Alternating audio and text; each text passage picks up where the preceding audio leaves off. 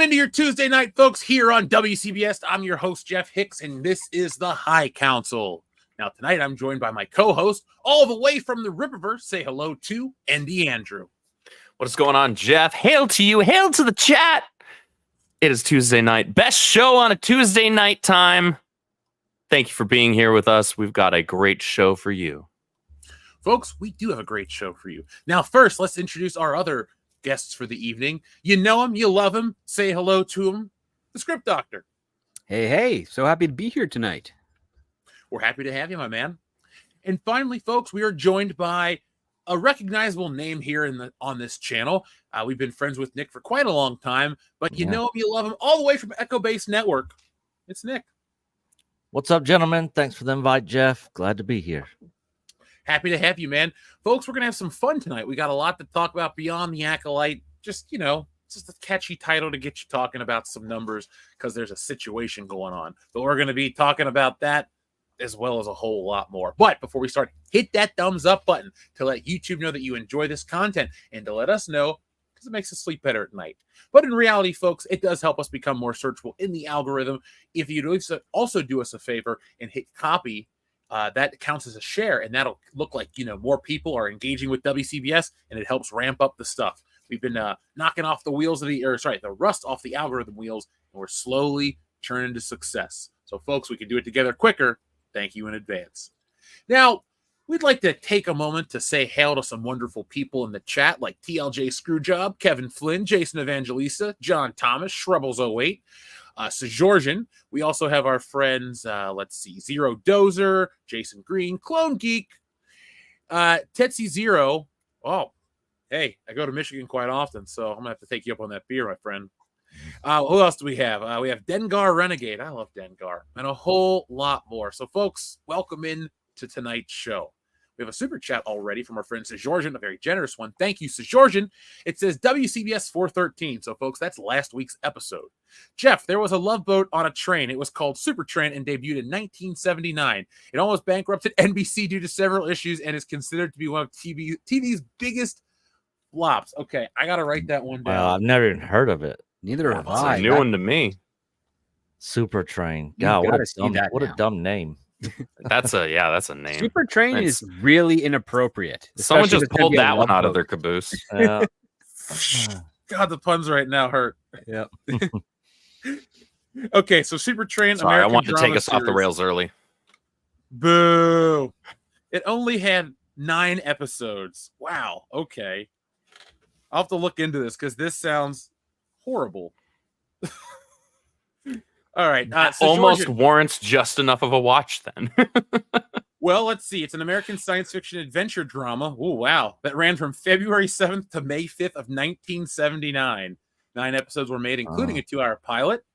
It takes place on a nuclear-powered high-speed train that is equipped with amenities and more appropriate to a cruise ship that has luxuries such as a swimming pool, shopping center, a gym, a library, a medical center, and a discotheque, because of course it does. It's so big that it has to run on a very broad-gauge track. Though it had rated top speed of 250 miles per hour, the train took 36 hours to go from New York to Los Angeles, which would put the train's average speed around 78 miles per hour. Wow, this is the Wikipedia premise. Excuse me. Wow. So much like its contemporary, The Love Boat, the plot concerned passenger social lives, usually with multiple intertwining stories. Supertrain was described in a 1979 Variety review as its Love Boat on wheels, which is yet to get on track. Most of the cast is given an episode as a guest star. The production was elaborate with huge sets and high-tech model trains for outside shots. I gotta watch the show. $10 million in 19. Wow, this was an expensive ass show. This Yeah. was the Acolyte of the late 70s. Yeah, over or under on if it made its money back. I'm gonna guess no, because it's still considered one of the biggest flops in the history of television, and I now need to watch it. Is this show streaming anywhere? So, Georgian, you're gonna send me on a rabbit hole now, and it's not streaming anywhere. Damn it. No, it might be partially memory hold because I don't know if they would have ever done anything to redistribute it. One episode was about Never mind. I'm not going to read that on air. But Well, pretty soon the Acolyte's not going to be streamable anywhere either. So I know it's more than like I say it's 99% not going to happen. But what would how would you guys react if they pulled a Willow and this show just disappeared? No, I mean they could do that. It'd be the weirdest thing for Disney because it would essentially be the first step in them correcting the canon of Star Wars by just deleting something that is technically is set during quote unquote a significant part of their newly established era, and has such a price tag behind it. Because Willow's the only protected Lucasfilm brand right now because they memory hold and deleted and decanonized the Willow Disney Plus series.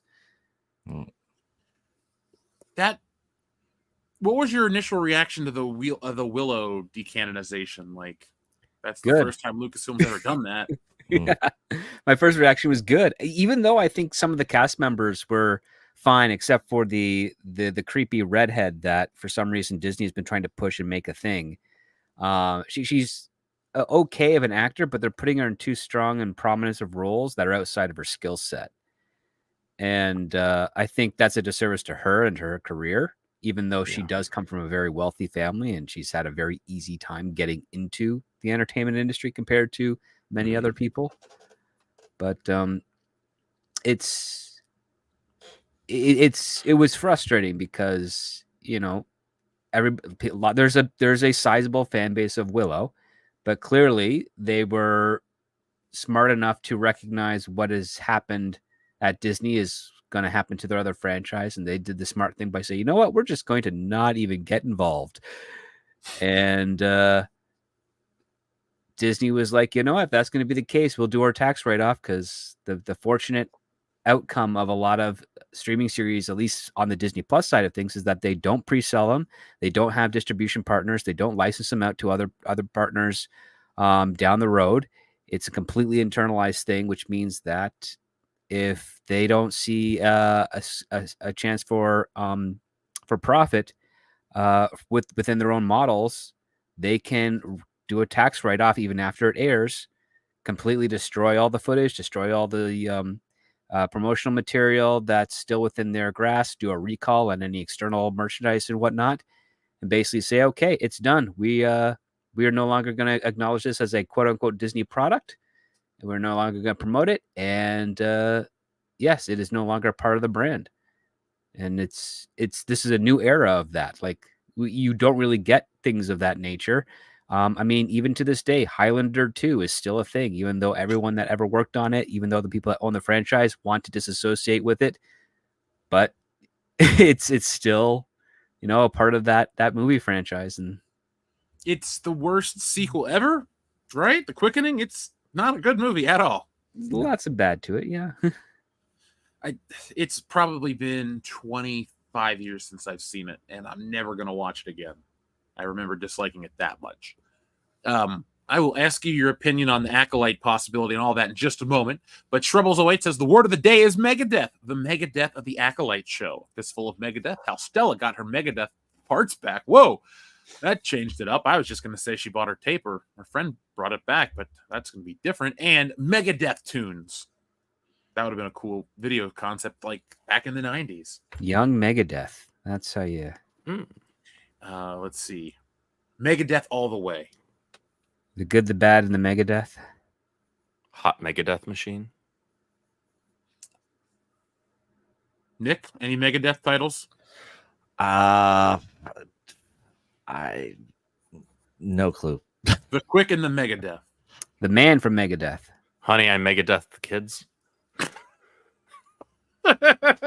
You win. You win. That's a pretty good one. Yeah. I'm guessing this is a WCBS like inside joke thing. It's a special. Yeah. Shrubbles08 is one of our longest listeners, and every live stream we do, Shrubbles08 brings us a word of the day. So we take a word that Shrubbles brings us, and we improvise by taking that word and replacing it in a movie title. And normally, when I do this, my mind thinks of one-word movie titles, and I go, well, you can't use The Fugitive because it makes no sense. So, yeah, that's basically what we do, thanks to Shrubbles08. Ah, gotcha. SWA, thank you very much for your message.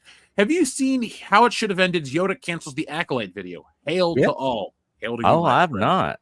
I did. I'm surprised that even how it should have ended, even went there. But yeah, Same. Oh, caught I'm it gonna on have to Facebook. check that out tonight. I have not seen basically it. Yoda cancels it. It's clever. Calls Hmm. it. I mean, he does everything that would make sense. He calls out Venestra, whatever her name is, Useless on- character number 73. on all her lies, on all what she plans to do. And he's like, no, we're not doing that. Dude, that ending, we'll get to it in just a moment. But I do feel like ever since South Park did their episode, other places are just like, yep, the floodgates are open. Let's just let's rip apart Disney. Or let's have the balls to be honest about it. That's fair. Are you guys seeing that? Oh yeah, I mean, listen, pandering has been around in Hollywood for a long time. It's just been in various different types of degrees. In this case, now Disney kind of reinvented what it actually means, and I mean, the weird part about it is that when they started doing it, they started raking in tons and tons of money, and then they kept on going further and further and further. In which case, it warded off more of the audience because they were like, now it's very transparent at this point. Mhm.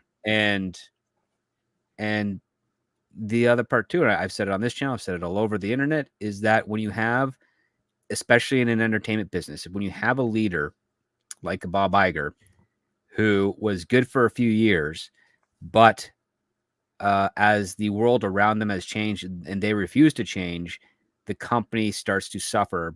And because they're in such a position of power, the emperor has no clothes. There is no way that they're going to leave or admit to anything unless someone within their community points it out and says, hey, this is not right, and gives permission to everyone else within that company to agree to do the same and basically say, Bob, you either got to change or we got to vote you out. And no one in Hollywood has ever headed a studio as long as Bob Iger has, with very few exceptions. And it's just not the norm. It's like you have to go through those cycles. Usually it's between 5 to 10 years. It's as long as you're going to get. And then you realize, hey, I am no longer in touch with the market anymore. I got to pick someone, or the board has got to pick someone, or the company, if they have a bunch of voting shares, has to pick someone that looks like they are going to secure the future of this company, so that I can at least go out before the company tanks. And Bob has already covered that hill, already crossed that hill a couple of times back and forth. And nobody cares about him or about Disney, because if anyone is saying something, it's not getting through. It's like, who was that comedian that recently interviewed Trump, who has that horrible haircut? Like, you can tell nobody likes him who works for him, because no one would let that guy have that haircut in public. Oh, something Vaughn or Yeah. That's Theo Vaughn? yeah, Theo Vaughn, right? yeah, Theo, yeah. And then what did he say? He also, like, he's in recovery and he's fallen off the wagon a number of times. Like, yeah, because there's no one around you to tell you, dude, when you're making a dumb decision, you gotta start. And if they let people go out with a haircut like that, they don't care about you, and so you are going to fail. And same thing with Bob Iger. If you let him say, you know what, yeah, we're going to greenlight a show like Acolyte, when he put out a press release for Disney Plus saying that they're going to literally not take any third party or outside pitches, and they're going to work on salvaging their brands. This is in 2021. And then Leslie Headland decides to pitch to Kathleen Kennedy, then leak that she pitched it to the press, to the trades, to then force pressure on Iger to go ahead and authorize Kathy to greenlight the Acolyte. And now 4 years later, we have the same thing happen again, where it's been leaked that it's been canceled, hasn't officially been made a statement from Disney. And where are we? You've basically just given yourself $180 million unnecessary, chest wound. It's gaping too. And all because someone used the media that they have been using for a long time to embolden themselves against them. For that one point, they made them bleed. And oh god, it's just it's a heck of a story. It's just a heck of a story. That's all I can say at this point. It's it's too funny, and it always reminds me why, even though he wasn't perfect, having one guy in charge of Star Wars, at least you kind of had some. Yes, I know what I'm saying. There was some quality control back in the day, even with Jar Jar Binks and all that other crap. There wasn't this. Let's start talking about the Acolyte. Our friend John Thomas, though, thank you, John. He says, watched Katie Sackhoff vlog interview with Jewel State. Katie mentioned SAG is telling everyone, even long-term members who couldn't work because of the strike, if you haven't made the $15,000 minimum, they lose their insurance. Katie is in that group apparently and didn't know that didn't know this. She has a kid with cancer. Their option is Cobra to pay the full amount. Yay, unions. Well, actually, that's the deal that the medical insurance gave the union. So it's not actually the union's fault. It's what the medical insurers in the United States chose to accept. Because again, you only get what you can negotiate. The other part too, I find it kind of shocking that she didn't know that. She'd been in the industry for years, and every single actor I knew when the strike started, all they talked about was how are they going to make their $15K minimum to stay insured. It was like the first thing on their mind. So that's kind of tragic for her. Yeah, she must really be hands off on her career in the industry.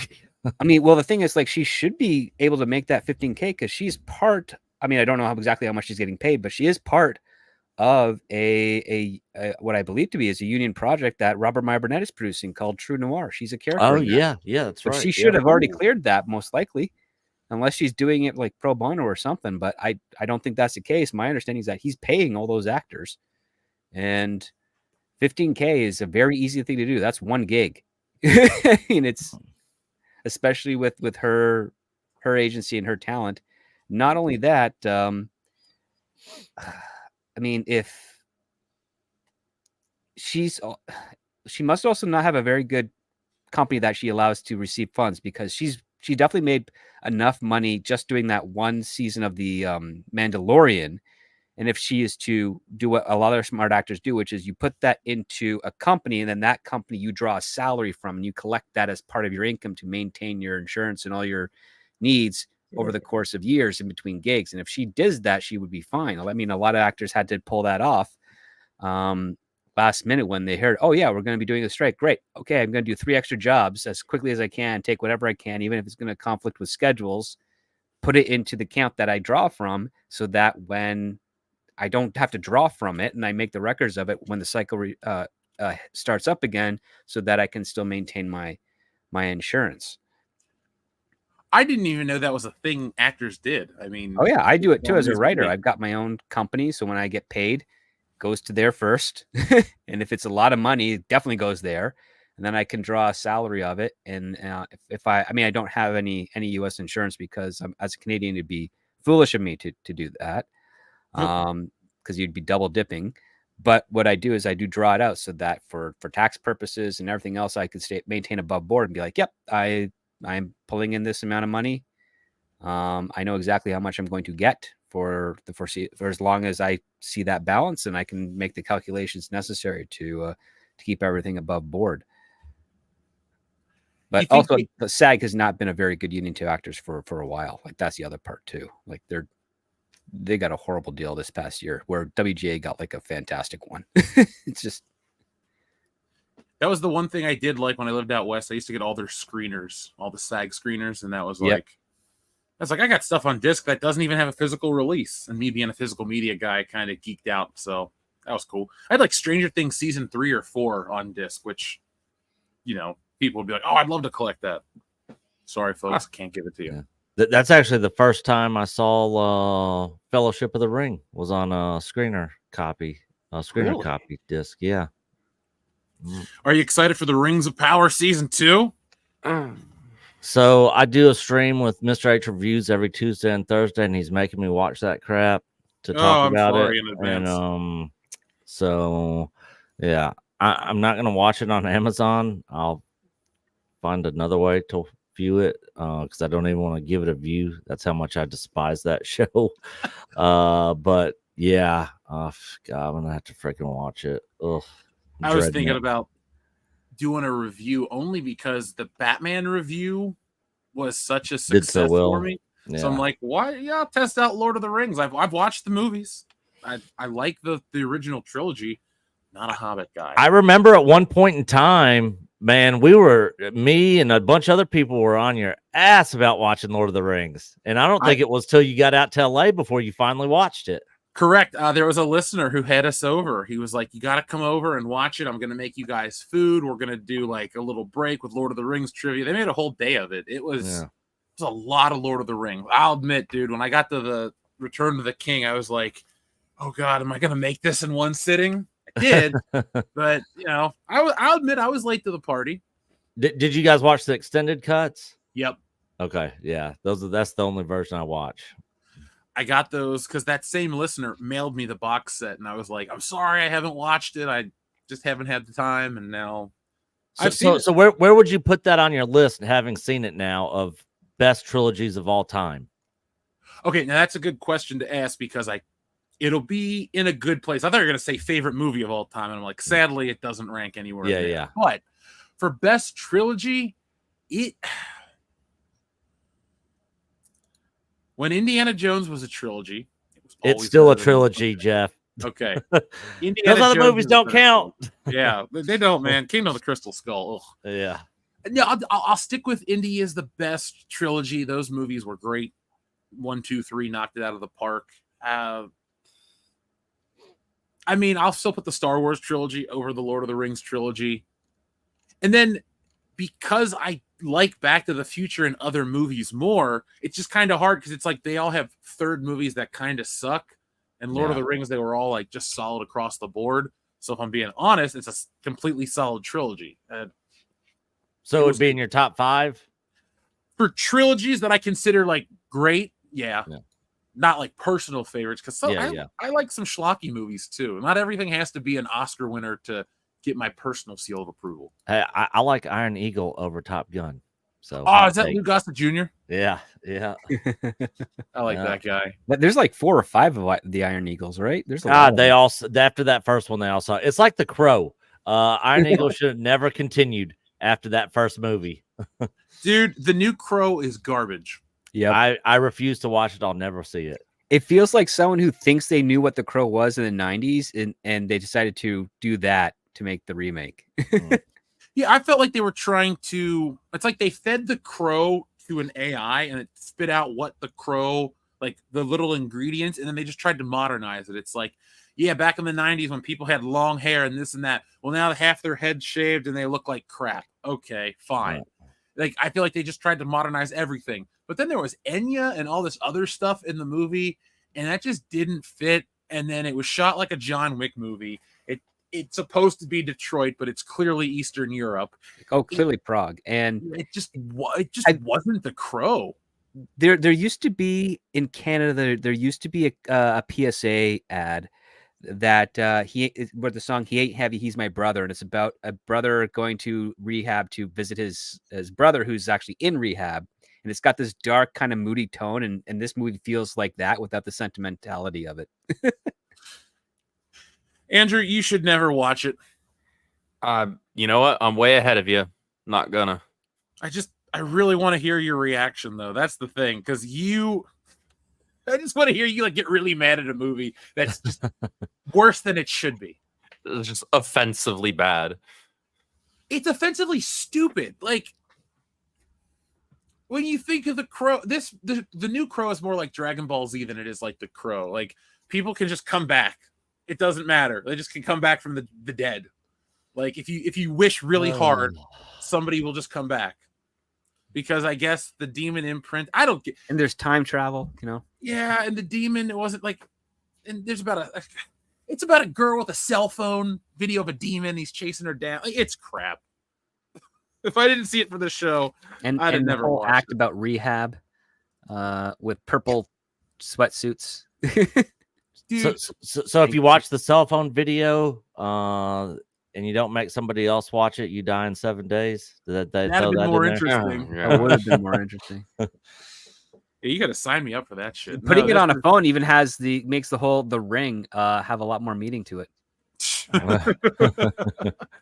Wow. There you go. They should make that, but they should film it and release it on a phone like a TikTok vertical video. That'd be a weird experiment.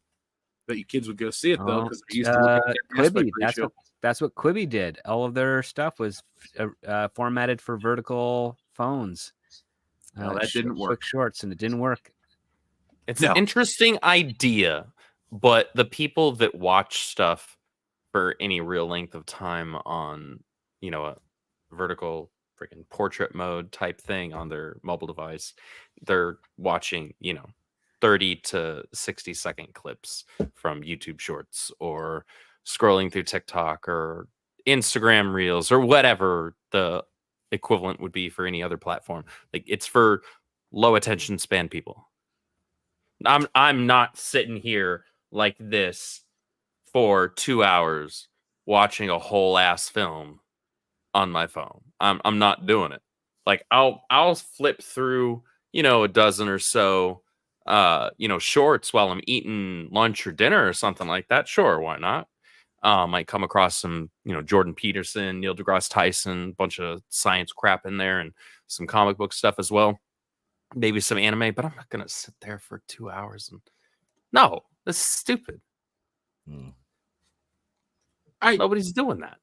No, nobody's doing that.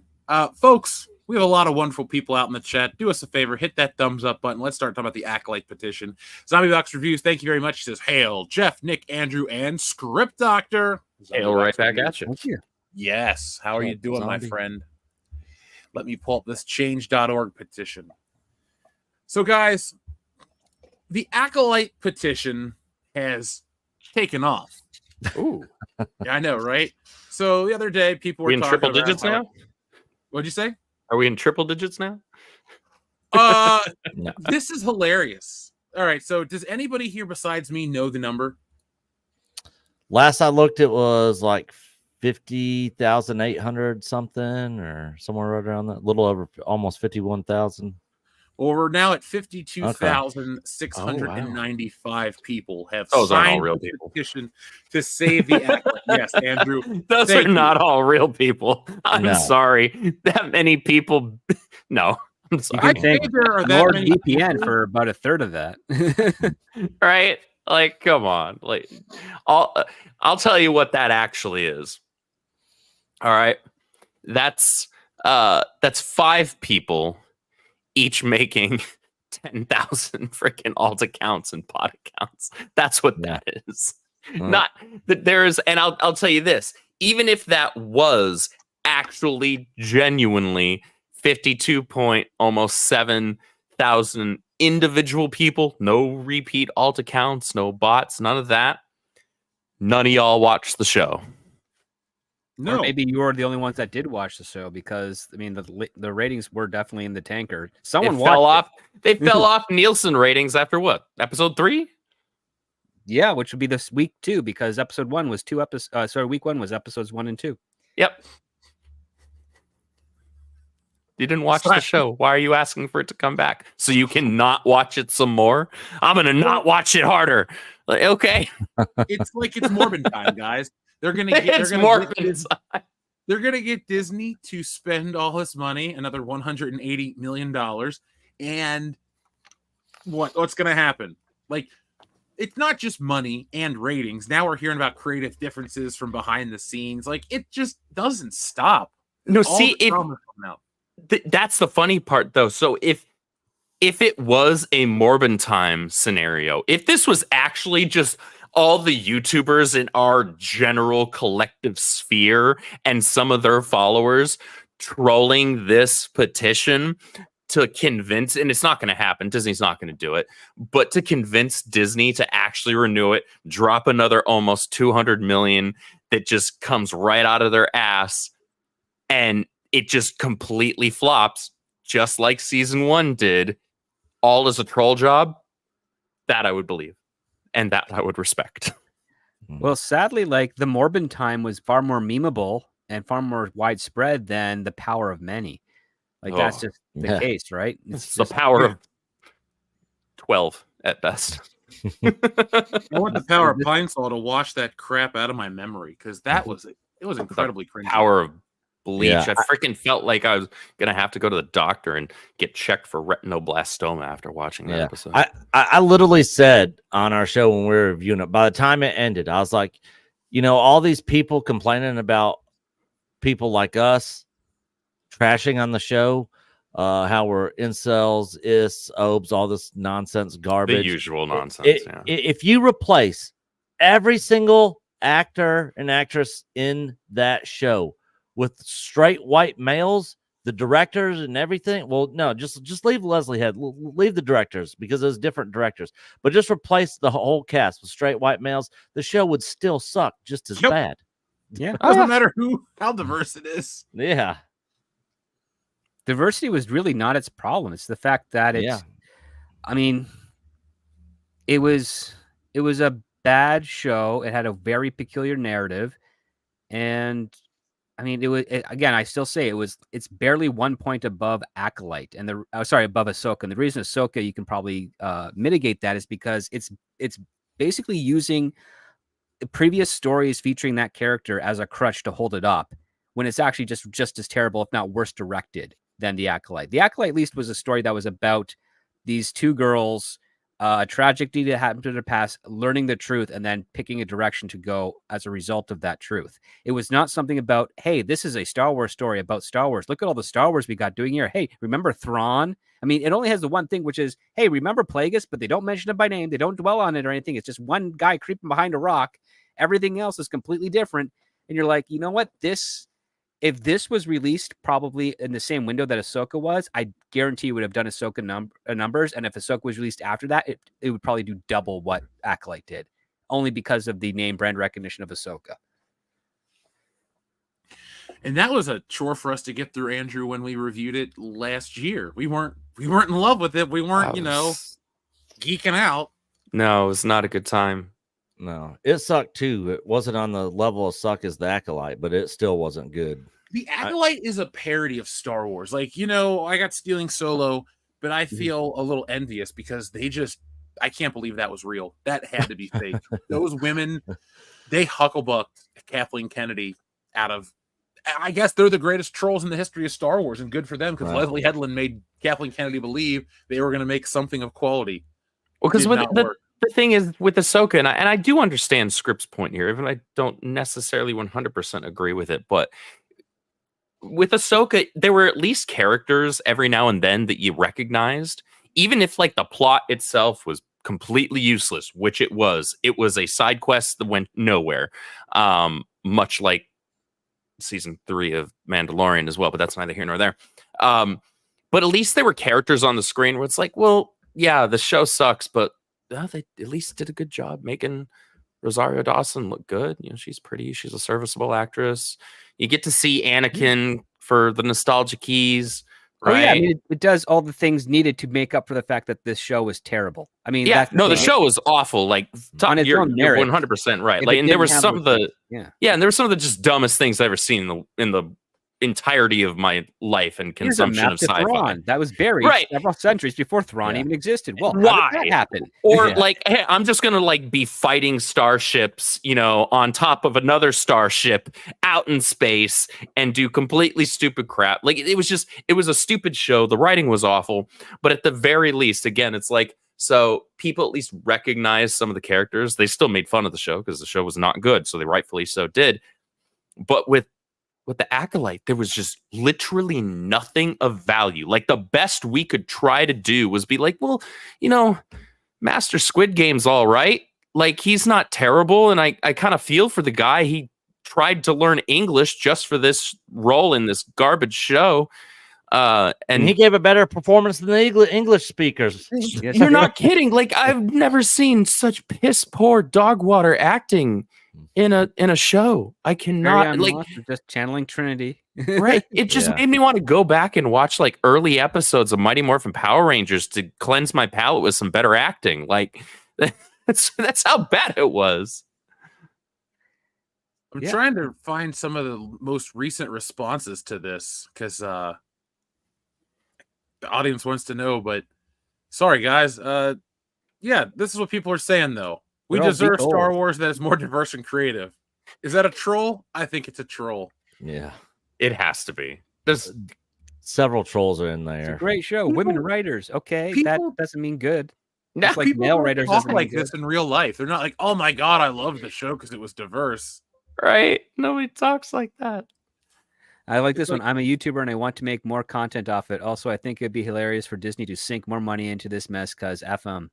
See, I Yeah. would believe if far more of the people, going back to what I said earlier, if far more of the people were actually like that guy, then Yeah, I'd be I like, mean, I was I can buy honestly, there being that many signatures. I was honestly rooting for these people to make season 2 happen. I was hoping we were going to get a season 2 because I'd never had more fun roasting a show in our channel's history than this show. The actually watching the show was terrible and miserable the entire time, but the roasting part and hanging out with everybody and chatting with everybody on the live streams and doing the videos, that's the funnest part about the whole show. Oh, don't worry. We'll get another opportunity with a season 2 of Ahsoka and the next Yeah. Mandalorian project and whatever else is. I mean, listen, the Skeleton Key very much might be that. I mean, again, if you want to follow the YouTube trends of commentary, it's very possible it will be worse than Acolyte. It has to, from the get go. Doesn't matter. It has Jude Law in it. There's literally a key dangling force scene in the trailer. Yeah. I still can't get over suburbs and Star Wars in that trailer. Well, the thing is that it's too obvious of human-like suburbs. Like it doesn't feel Star Wars-y enough because there definitely be planets and civilizations in there that have quaintness and peacefulness, and there definitely be planets that were completely that were part of the Empire during its peak, but also completely unaffected by it just because of how that planet was run. Like the Empire would be like, oh, there's no problem here. I don't have to do anything. We're just going to go over to the problem sectors that don't want to capitulate to what we're doing, and we're going to oppress the hell out of them. That makes sense because, again, you have to remember it's a galaxy. There's thousands of species and habitable planets in there. It's hard to maintain, and on top of that, it's if you think it's hard enough to find someone on social media and verify that's the person that they're saying, think about that if you multiply that by tens of thousands in regards to planets, social media networks, internet infrastructure, governments, all that stuff integrated into one huge empire. You'd never be able to find anyone. Yeah. I do love the Star Wars holiday special, how they're able to find them in the cartoon like instantly and broadcast it all over the TV. Good old Star Wars convenience. Yeah. But I ran some numbers earlier, folks. I could rerun them again, but for context, when there were roughly when only 51,340 people had signed, I divided that by the budget. If those people were real and wanted to put in money for the Acolyte, each one of the 51,340 people that signed would have to contribute $3,506. They don't have that kind of money. No. They don't have any money. These people are broke. They probably don't have jobs. I work 2 jobs and I still can pay $3,000. Yeah. So, not happening. Is there a digital version of Stealing Solo?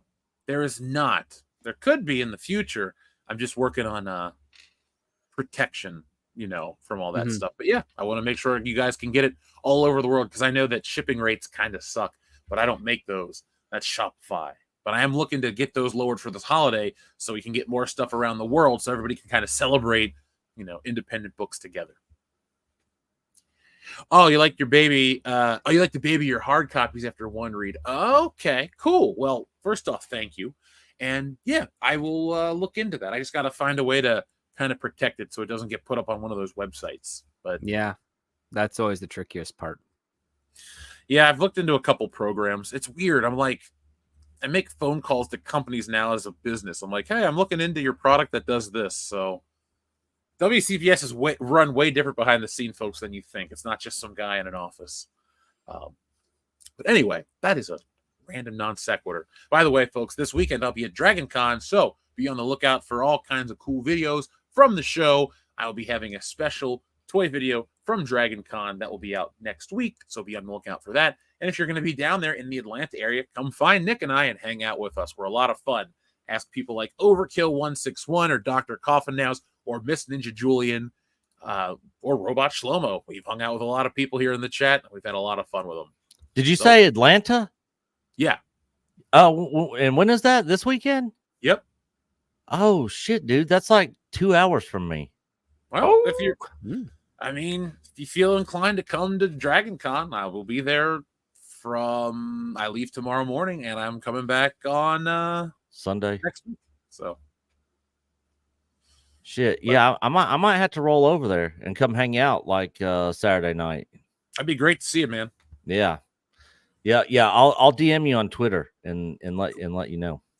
Yeah, definitely. Because I will get back with you. We can hang out and have a couple drinks and catch up. Hell yeah, that'll be fun. To shout out to Nerdigans Inc. in the chat. Thank you for tagging me in something the other day. And yeah, I've been seeing all this Leslie Headland love. Again, I think this is all ironic, and the people that think like the people in our sphere would be like angry about this. Like, look, personally, when I see the numbers for the Acolyte petition go up, I go, okay, it's not coming back because I think logically about this. We may comment on a lot of this stuff and not like Disney Star Wars or not like buy into the mainstream garbage, but I also, give a reason or need to go a little deeper. And I need more context when it comes to this. When we report on it. Long story short, Leslie Headland and crew, they don't know what they're doing. Nobody involved knew what they were doing. And now we're here. But like you said, Nick, it was so much fun to watch or to make fun of this show. Yeah. And now here we are with 52,000 and change fake people who want to try to get a show to come back on the air. Yes, Sharon, it is a business after all. You understand how. Yeah, the Game of Thrones season 8 remake got almost 2 million signatures on that petition, and it still didn't happen. Squat happened, So this 50,000 is meaningless. So when they started this, and Collider did the article, like it got 700 signatures in 24 hours. I was like, ooh. Big number, 724 hours. Now it's up to 50,000. So we started a anti-renew the Acolyte petition, which also, just like that petition, doesn't mean jack shit. It's going to change nothing. It's literally a troll petition on their petition, And so, these people think, and I see them on Twitter making their comments and updating the numbers. And I said the same thing that you were talking about a minute ago, Jeff. I was like, if you guys really wanted this show to come back, how about everybody start donating money to pay for season 2? Because this petition is not going to do jack squat, It's true. Shout out to Nerdigans and the Bounding into Comics crew. Appreciate y'all. Thank you. Yeah, shout out to everyone who's joining us tonight. Even Spencer, who's kind of gay. He's only the editor-in-chief. I do read that website from time to time. Oh dear.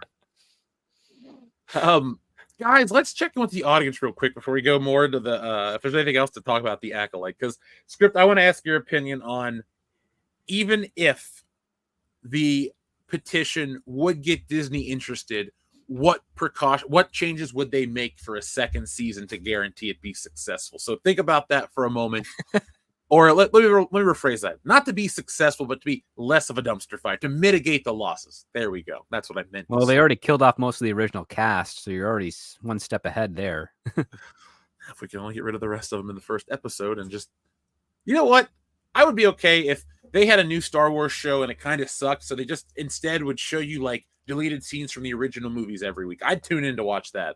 Like, oh man, there's a whole 90 minutes at least of footage from the original Star Wars film that not everybody has seen. So I'll just rewatch the makings of the first 6 films. I love doing that. I do too. They should just put all that shit out. Yeah, every end of Star Wars. Jamaram, good God, man! I'll tell you one character I was hoping was going to show up in the Acolyte, and I actually got my very own action figure of this character from the High Republic era.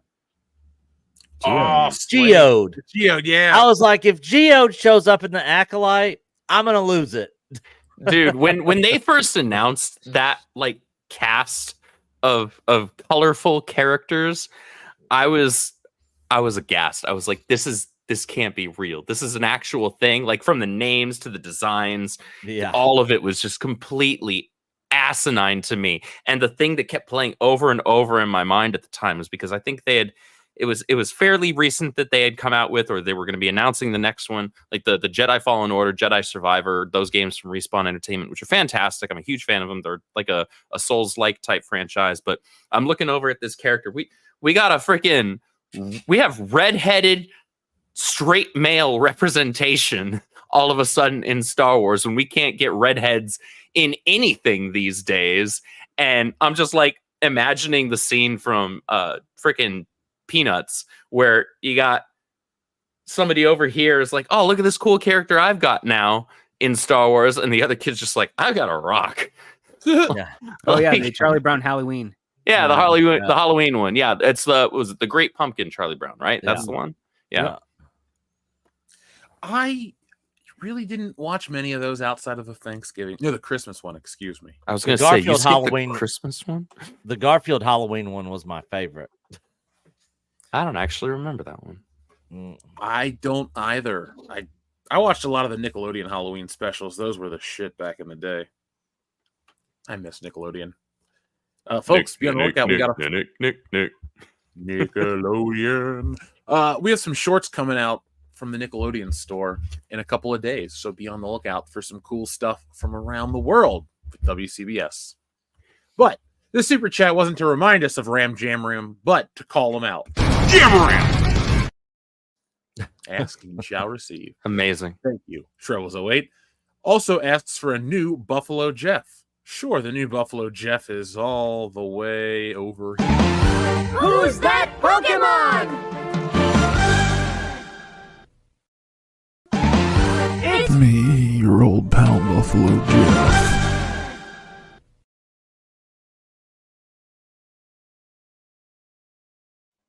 Dion's not sleeping later tonight. It's horrifying. Our friend Mike has bad knees. Thank you very much, Mike. Great screen name. I remember petitioning for The Expanse, an actual good show, and man, that was a mistake.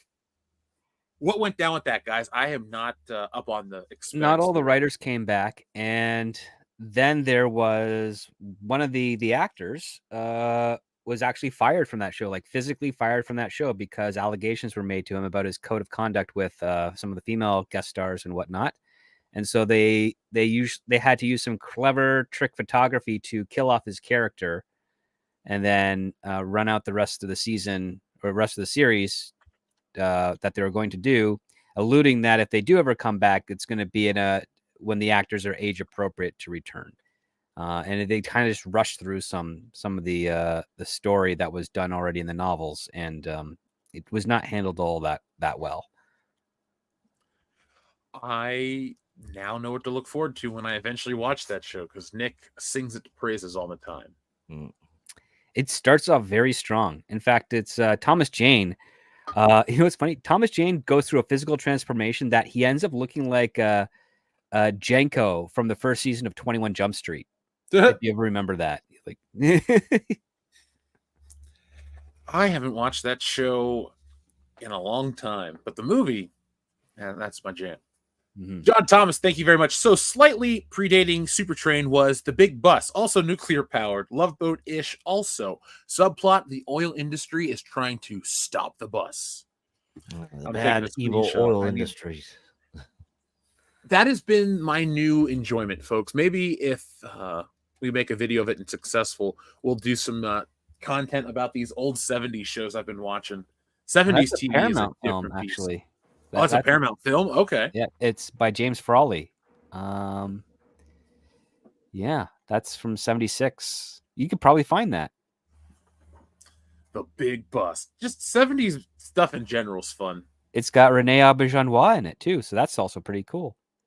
Yeah, Chips was one of my favorite 70s shows that ran into the 80s. Who would you like more, Punch or John? I think Punch. He was cool. Yeah. Thank you, though, John Thomas. Now you've added something else to my list to watch, and I will watch it. I watched Lavalantula for the first time over the weekend. It was not a mistake. I'm sorry. What was the title for that? Lavalantula for 500, Alex. I've never heard of this. Is that what I think it is? What do you think is it? Or it is? I think it has to do with a really big spider and some freaking volcano type shit. How about a volcano and many big spiders made of magma? Mm. Magma. Hot magma. Why? Steve Gutenberg and Michael Winslow of Police Academy fame team up to fight the lavalantulas in Hollywood. It is fantastic. It's terrible. They even have a crossover with Sharknado. It That- knows what it is. Wow. I believe Wow. that. Is this something recent? 2015. Oh, okay. Is that from Wild Eye? They make those types of terrible movies. Yeah, I don't think it's an asylum picture, but it's terrible. That's all I can One say. of It's those, just yeah. terrible. Watch it if you want something that'll make you laugh. I could not stop cackling. So is it like a horror comedy? Yeah, it's Okay. kind of like those disaster movies. It's kind of like Volcano meets Twister meets like Eight-Legged Freaks. Just imagine like a bunch of mutant spiders attacking people. in What the a streets of combo. Los Angeles. Yeah, it's shitty, but it's very self-aware of what it is. Okay. So that there's probably some like ironic fun to be had. Lots of it, actually. Speaking Okay. of horror, are you excited for this Crystal Lake TV series, Jeff? I'm cautiously optimistic. Horror is the genre that I will give the most chances to, because sometimes it's crap. Most times it's crap, but every once in a while they knock it out of the park and you're hooked. And so I'm hoping we get something cool with this Crystal Lake show. That's hard because it looks like Brian Fuller was pushed out, Yeah. and I know some people in part of the production, and they have no idea which studios they were renting in the Southern Ontario region for doing filming of this show. It's been nuts. In fact, there's an article released 2 months ago about all the headaches going on to this show, and I think it's atrocious because Brian Fuller did amazing with Hannibal. And I had the honor of being able to help out in various capacities on that show, not in the writing area and just some other areas. And he knows how to put on a good show, and he understands horror really well. And I have heard from people that know Brian personally that the stuff that he was going to do with Crystal Lake was fantastic, and it looks like that stuff is not going to be what is the final product, which is even worse. It was just terrible because there's great deal of potential having fun with a Crystal Lake show that is not only a prequel, but is also doing something that many writers in my area, my age range, were pitching a decade ago, which is telling very interesting stories between the franchise films of various IP out there in a season arc format, so that you can actually watch the entirety of the franchise without any disruptions, where the movies are always going to be amazing, but the show with the stories leading up to it just adds that extra, add the parsley, as you use the old acting term, or add the cherry on top of the sundae, that type of method. And so I'm very apprehensive. I'm guessing that this is going to be like a bait and switch. They'll use Jason and the hockey mask for tons of marketing, but then we'll probably get very little actual Jason with the hockey mask, if any, and it'll just basically be about him and his mom. It's primarily about Mrs. Voorhees in that first season, and some stuff about that, which is perfectly fine because it's supposed to line up with the first Friday the 13th. Well, guess what? She's the killer in Friday the 13th. Yeah. What? And and then lead into the follow-ups of that, because the diehards know exactly how many years it is between technically the part 1 and part 2, but the show is going to play around with that. I understood is in the way its future is going to be. So yeah, I really hope whatever's happening on that production, it gets rectified and things balance out. But the sad part is that we're looking like it might be a Clarice situation, and Clarice was one of the worst written pilots I had ever read, written by Alex Kurtzman and Jenny Lumet, who is part of Cindy Lumet's legacy, where clearly talent skipped a generation. Yeah. And I don't care. She'll never know who I am. And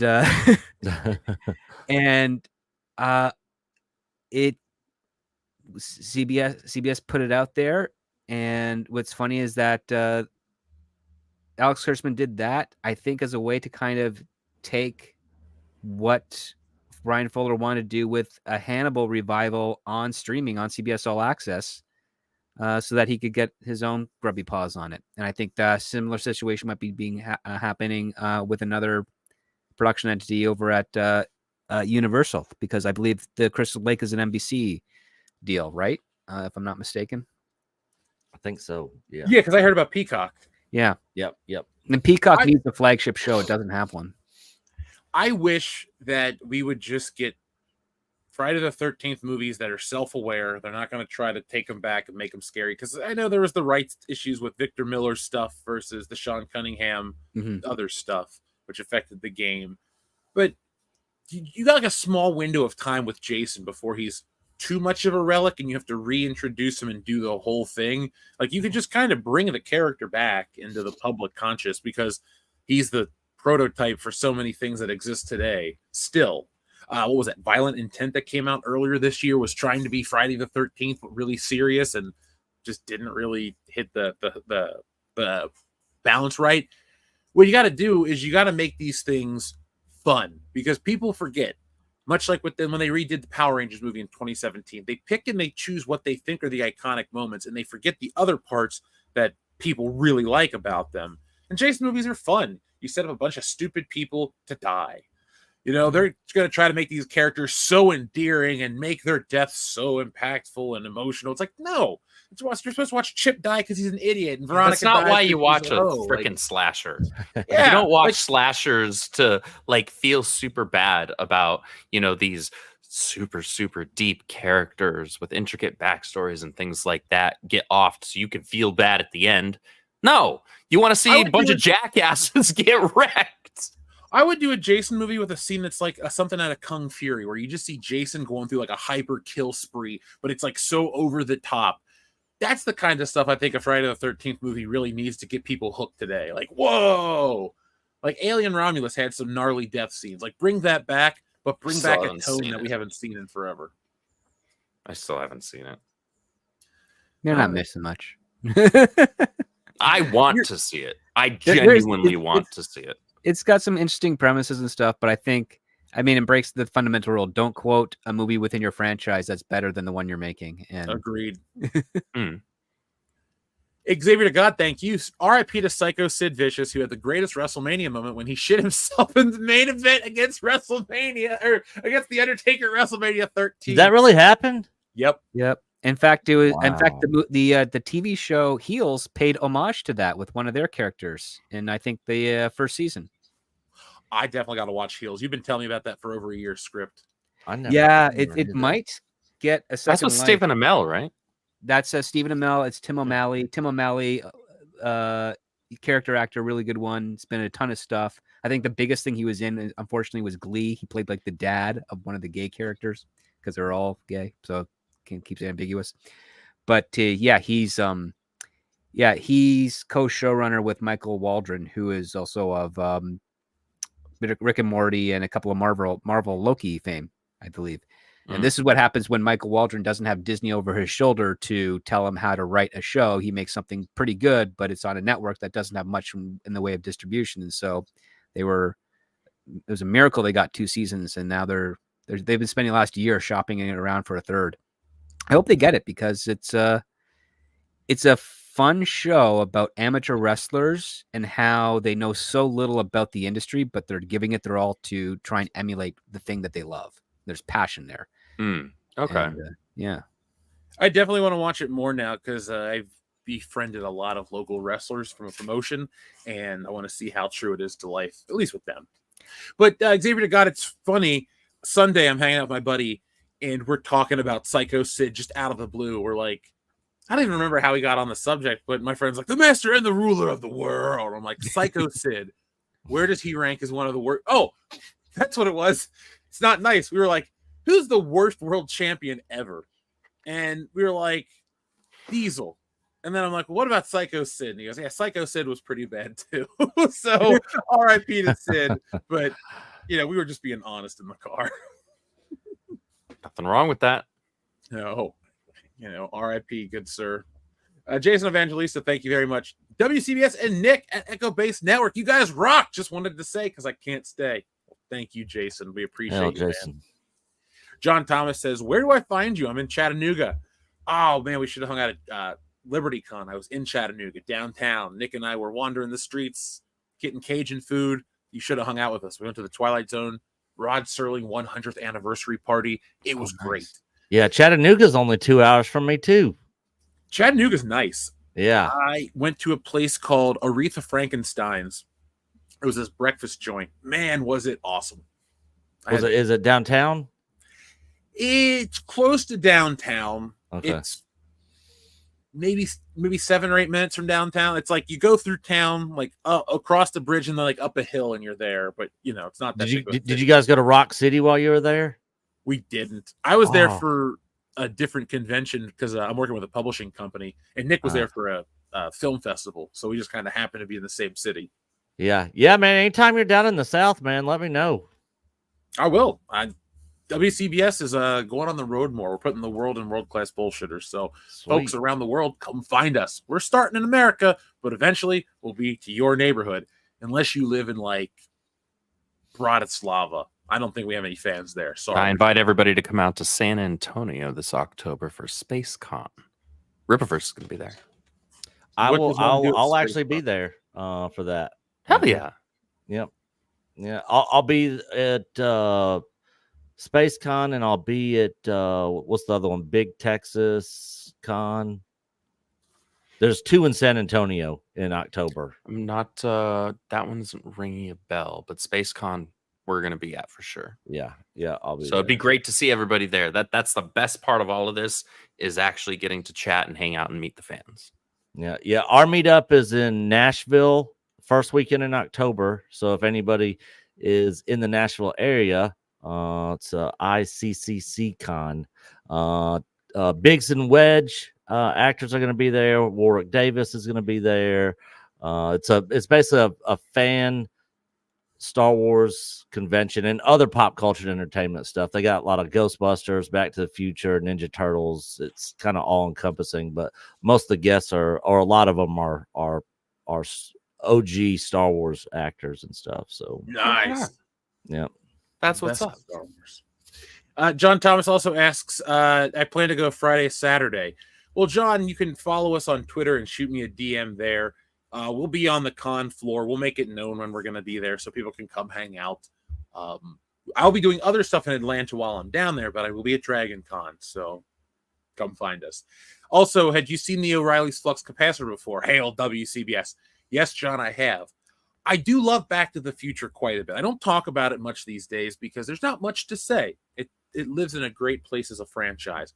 But yeah, I do know that O'Reilly Auto Parts has a flux capacitor on their website, but it's never in stock because I've been on that wait list forever, man. Because once I do, I'm putting that in my Volkswagen and we are going back to 1999. I don't know why. I do know why, but I'm just going to, if I go back to 1999, I'm going to go back on like a Monday, hang out, go to my favorite stores, restaurants, and then watch an episode of Raw is War. Well, then you could film Christmas '99 live. Yeah, where I got my Pokédex. I go back to 96, go to Skywalker Ranch and say, George, no, not the Phantom Menace. I'd be like, George, no, don't have Jabba the Hutt get his tail stepped on by Han Solo. It looks stupid. Yeah. Maybe like George Lucas would enter a coma from like 1994 to 2000. There we go. But in reality, we just kidnap him. We put like a body double there. No, you kidnap him to the present future where he can see what has happened to his beloved franchise, and then you send him back and be like, just don't make those mistakes. Here you go. He'll just like, he's going to try to buy Disney himself. He's like, that's never going to happen. Thank you, John. Overkill 161 says, back in the expanded universe, the stories made Star Wars Galaxy feel huge with how new places were described. Now it feels like circling a cul-de-sac. Don't you mean a drain, a toilet, bowl just going down? It does. How many times do we get the same crossover? We get the same planet. We've been to Tatooine more than we've been to any other planet in the Star Wars universe. Oh, yeah. We can't get away from that damn planet. It's supposed to be the backwater where nothing happens, and yet we're there all the time. What the heck? And everything happens there, it seems. It's like, give me Nar Shaddaa or Hutta or any other prominent outer rim planet that actually has weight in the galaxy where you can understand these types of things going on. Don't give us Tatooine or it's knockoff Jakku. That was the dumbest planet. I mean, come on. Why didn't she just live on Tatooine? I was going to say it's literally just a knockoff Tatooine. Like that was, we have Tatooine at home is what that was. I mean, it was literally like a soft reboot of A New Hope. Yeah. It wasn't By that someone who soft. probably never watched The New Hope or didn't remember what it was, because it's like, we'll break Luke into 3 characters, and each of them will have their own story where they do something, and then we'll bring in Han Solo to play Obi-Wan. And everything's bigger and better. You know, instead of the Death Star, it's now Star Killer Base, and it can blow up multiple planets. You know, like, oh, give me a break. I'm just glad that people caught up with me because I hated that movie the day I saw it. Other people were like, "It was great. What are you talking about? What are you smoking? Nothing." But now people are like, "Yeah, the movie does kind of suck." Oh, I hated I was it when J.J. indifferent. Abrams was announced by participants. I'm like, oh, that guy's a hack. Yeah, I was indifferent on it, you know, until The Last Jedi came out, and then that just made it even worse for me. And now I can't. I'll never watch any of those movies ever again the rest of my life. I think I'd have to do the Rise of Skywalker for Patreon, but maybe at 200K we'll do that to celebrate. We'll torture ourselves for you folks. I would do like like some sort of Patreon thing where we drink and watch that. That's the most you'd get out of me. And mock it. That's the actually whole not time. a bad idea. Maybe me and Coach can do something like that for our Patreon, There you especially go. while things are slow right now. Yeah, watch along. Yeah. Enrique Vasquez, thank you very much. I sent a super to WDW Pro that even Lego didn't bother to make a set for the Acolyte. True. 17 for the Mandalorian.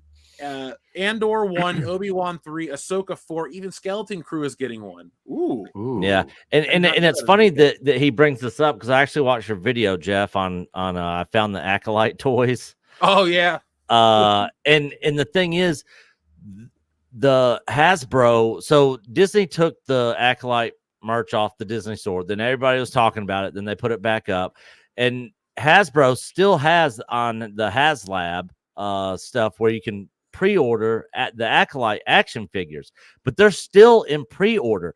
I guarantee you they will not make enough sales on those pre-orders to justify making any of those figures, and I bet they end up canceling the whole run and refund people their money. Calling it right now. Yeah, I think the only thing that's probably going to get actual distribution is that helmet, that Cortosis helmet.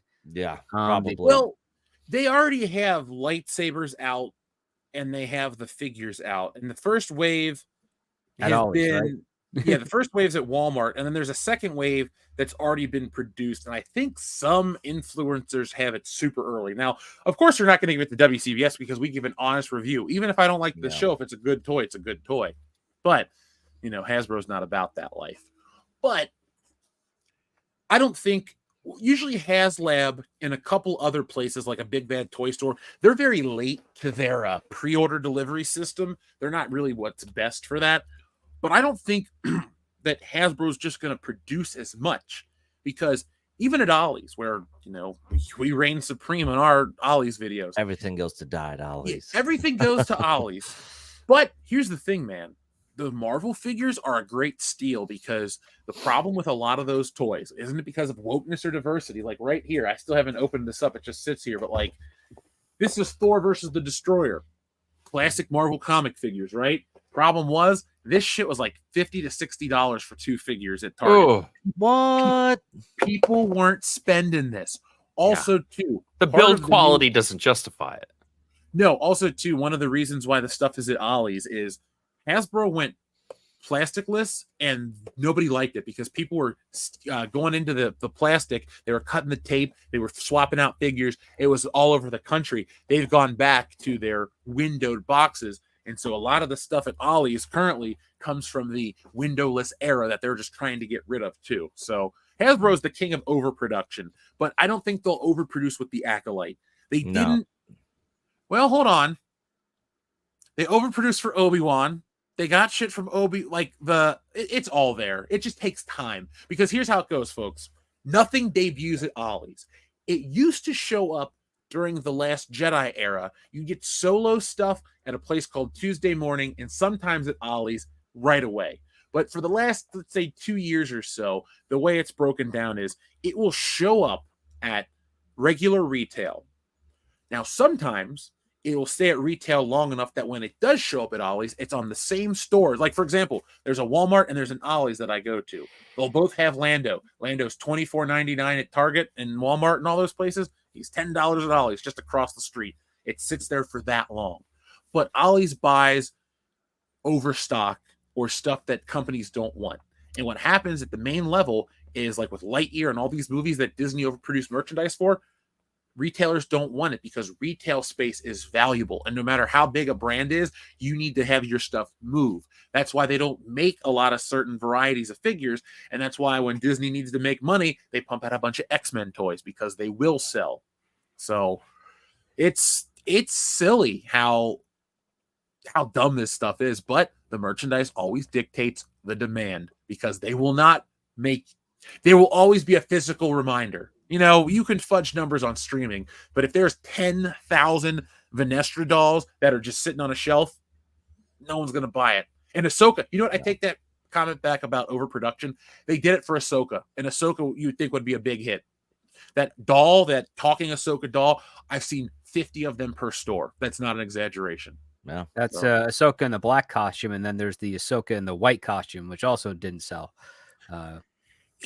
It just, you know, man, what sells is the original Star Wars, and that's it. Well, I take that back. The prequels are starting to sell pretty well, and there's nostalgia for the Rebels stuff, but nothing else. There wasn't, if I remember correctly, there wasn't a whole lot of episode 2 and episode 3 merchandise compared to episode 1 back in the day. No, because Lucas, again, they did overproduce for it back in the day, and they kind of took a bath on that one. And so what they did is they shrunk it down with episode 2, but they also introduced another legacy line where it would have like Darth Vader and Chewbacca and all these other normal Star Wars characters. And that kind of got people to buy more toys. And then Revenge of the Sith rolled around and they ramped it up again because they kind of fixed the perception of Star Wars by that time. So, oh yeah, like I've got the Nubian Starfighter video game still in the original packaging that an aunt gave me for like Christmas of that year that I never opened. And I've got a ton of episode 1's toys that have not been opened. And, you know, if Star Wars wasn't such a damaged brand, they'd be worth something today. Yeah. The only stuff I've bought recently that's new is, I don't know if you've seen like the ships. Oh yeah. Oh, those Micro Machine ones, or yeah, they're not Micro Machine. They're bigger, but they did a Imperial shuttle, which I have. Oh, those are the Jazzware ones. Oh, okay, cool. Yeah, and so these are pretty good. They did a Darth Vader, TIE fighter. Those are at Ollie's, by the way. Yeah, X-wing. Like I said, I got the Imperial shuttles in my guest bedroom, but that stuff's pretty cool. But all this other stuff, I mean, I don't buy it, you know. But if it's cool like this stuff, like that AT-AT is freaking badass. I love that thing. But yeah, if it's cool, I'll buy it and, you know, give it a good review or talk about it on our channel or whatnot. But all this other stuff, no.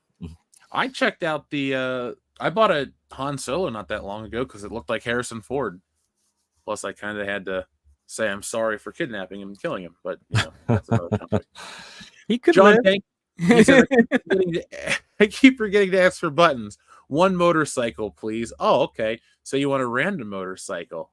Which motorcycle will you get today? I don't know, but it's not going to be in the master debate tab because we've never had one there. Let's see. Here you go. Right here. Did you see that guy accidentally hit that moose with his car? No. Holy shit. Jamie, pull that video up. Oh my god, oh my god. Oh my god.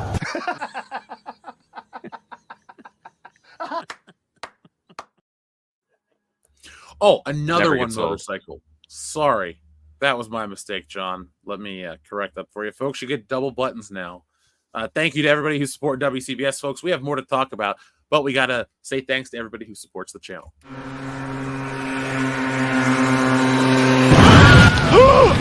Another one.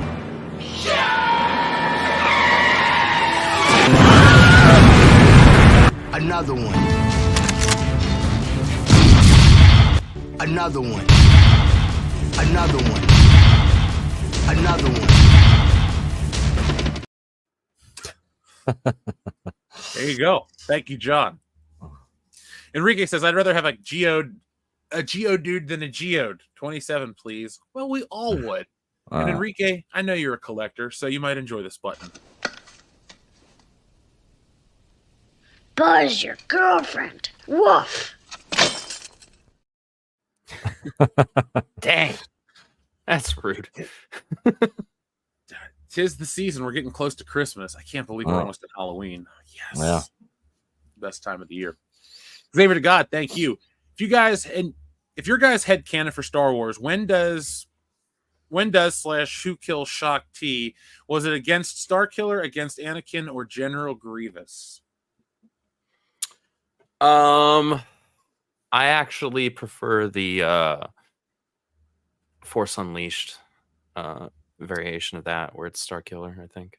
Yeah, the Force Unleashed games, God, they were badass. In the DLC for those games, the first one especially was man. just really, really good. The second one, the story was like, okay, like unnecessary a little bit. Yeah, like it's too much. Like the gameplay was still like for its time, like really rock solid, some cool characters and all that. But the story was just kind of meh. But that first game was really great. Like that was the best Star Wars action game to date at the time. Now we're getting stuff like Outlaws. With all those glitches, Andrew, you've been sending me. God. Oh, the glitches, man. Oh, they are hilarious. Quality. Yeah. Quality. I just want to say, like, it is. Have y'all seen the mocap model actress that they had? She's hot. Play. I don't even know what the chick's name is, like what the character's name is. I don't really care because I'm not going to play the game. But she's beautiful. Yeah. She's this beautiful girl. You know, she has, I don't know what her heritage is. She's got some slightly tanned skin, but she's very pretty face, beautiful smile, you know, just really nicely done up. And then you look at the in-game character model and like, how do you screw that up? Like, It's if you with the even mentality of, hey, she's a smuggler, she's a thief, let's like rough her up so that she's not this beauty thief and make her like, you know, from the streets. They probably were thinking of that mentality and then went way overboard on it. I feel like that's giving them too much benefit of the doubt, to be honest, because I've seen that happen far too many times from Western video game developers in recent years to give them the benefit of that doubt. If it was like a one-off, I'd be like, maybe, but like you could have all of the Star Wars fans, or at least a good portion of us, who are like, man, screw Disney-owned era Star Wars and, you know, the horse that it rode in on. But man, that is a beautiful female character. I'm down to go shoot some fools in a galaxy far, far away playing as her. Like, I'm here for it. Oh, you're shooting, Andrew. You don't know. She looks more like a key from the alphabet community than the actual actress that portrayed her, that they allegedly modeled her after. I think she's actually a member of the Riffs from the Warriors, you know, just yeah. Yeah, right. Wait.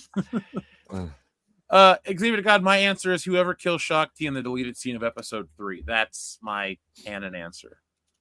So I guess that's General Grievous. Zombie Box Reviews, thank you for your very generous super chat. As you know, that Nick frequently appears on Mr. H reviews, and I help mod for him. At the moment, we're on the lookout for guests for our Tuesday show. It'd be fantastic to have you join us, Jeff. Well, Zombie Box Reviews, tell me the time. I won't be able to do it next Tuesday because I'll be in transit from Dragon Con, but I will, if time works out, I would definitely love to come on and be on the show. But yeah, Tuesdays. It's we stream Tuesdays and Thursdays, and Tuesdays start at 3:00 Central Time. Okay, so 4:00 my time. That's not a problem at all. Yeah, I'll get with you guys. We'll coordinate something. We'll have some fun. Yeah. It's normally me, Mr. H, Culture Casino,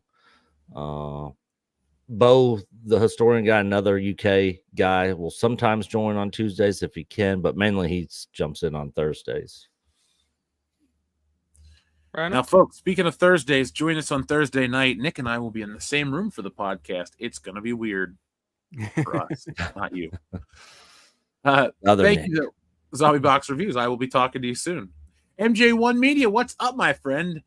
One thing Power Rangers the movie did good was show that the show didn't. It was explain how Rita had the Green Ranger coin. Rita was the Green Ranger once. Yeah, I mean, in that actually movie, liked was that bit of lore, to be honest. But the story in that movie overall was just rushed. I didn't like the suits. They were, I don't know. They were too mechish. They were too mech organic. body. That's the thing. Yeah. They were trying to be all that. I know that well. I mean, the original lore is that essentially Rita just won the coin toss to get that coin because it was between her and Zordon won 5 times, and Rita won once, and that's how she got the Green Ranger coin. And that was the lore that was written on the box of the action figures back in '93, I think. Yeah, I'll be honest. I say this as somebody who's genuinely a Mighty Morphin fan. The 2017 lore on that was better. Hot take: the Power Rangers suck. Yeah, for a while, unfortunately. The thing is, it came after my time. If I was a kid at the time it came out, I probably would have liked it like everybody else. But I was in high school. Oh yeah, of course. That show is not for anybody over like 10 years old. Yeah. I was in high school when it came out, and some of my friends' little brothers was watching it, and we used to talk about how gay it was all the time. Until you saw Amy Jo Johnson, you're like, holy crap. Yeah. Didn't take much. Yeah. MJ1 Media, thank you. I thought the 2017 Power Rangers movie was better than the 1995 Power Rangers movie. Yes, I said it. No, I'm not going to apologize. I didn't really like that movie back in the day, and I still didn't don't. Like Ivan Ooze?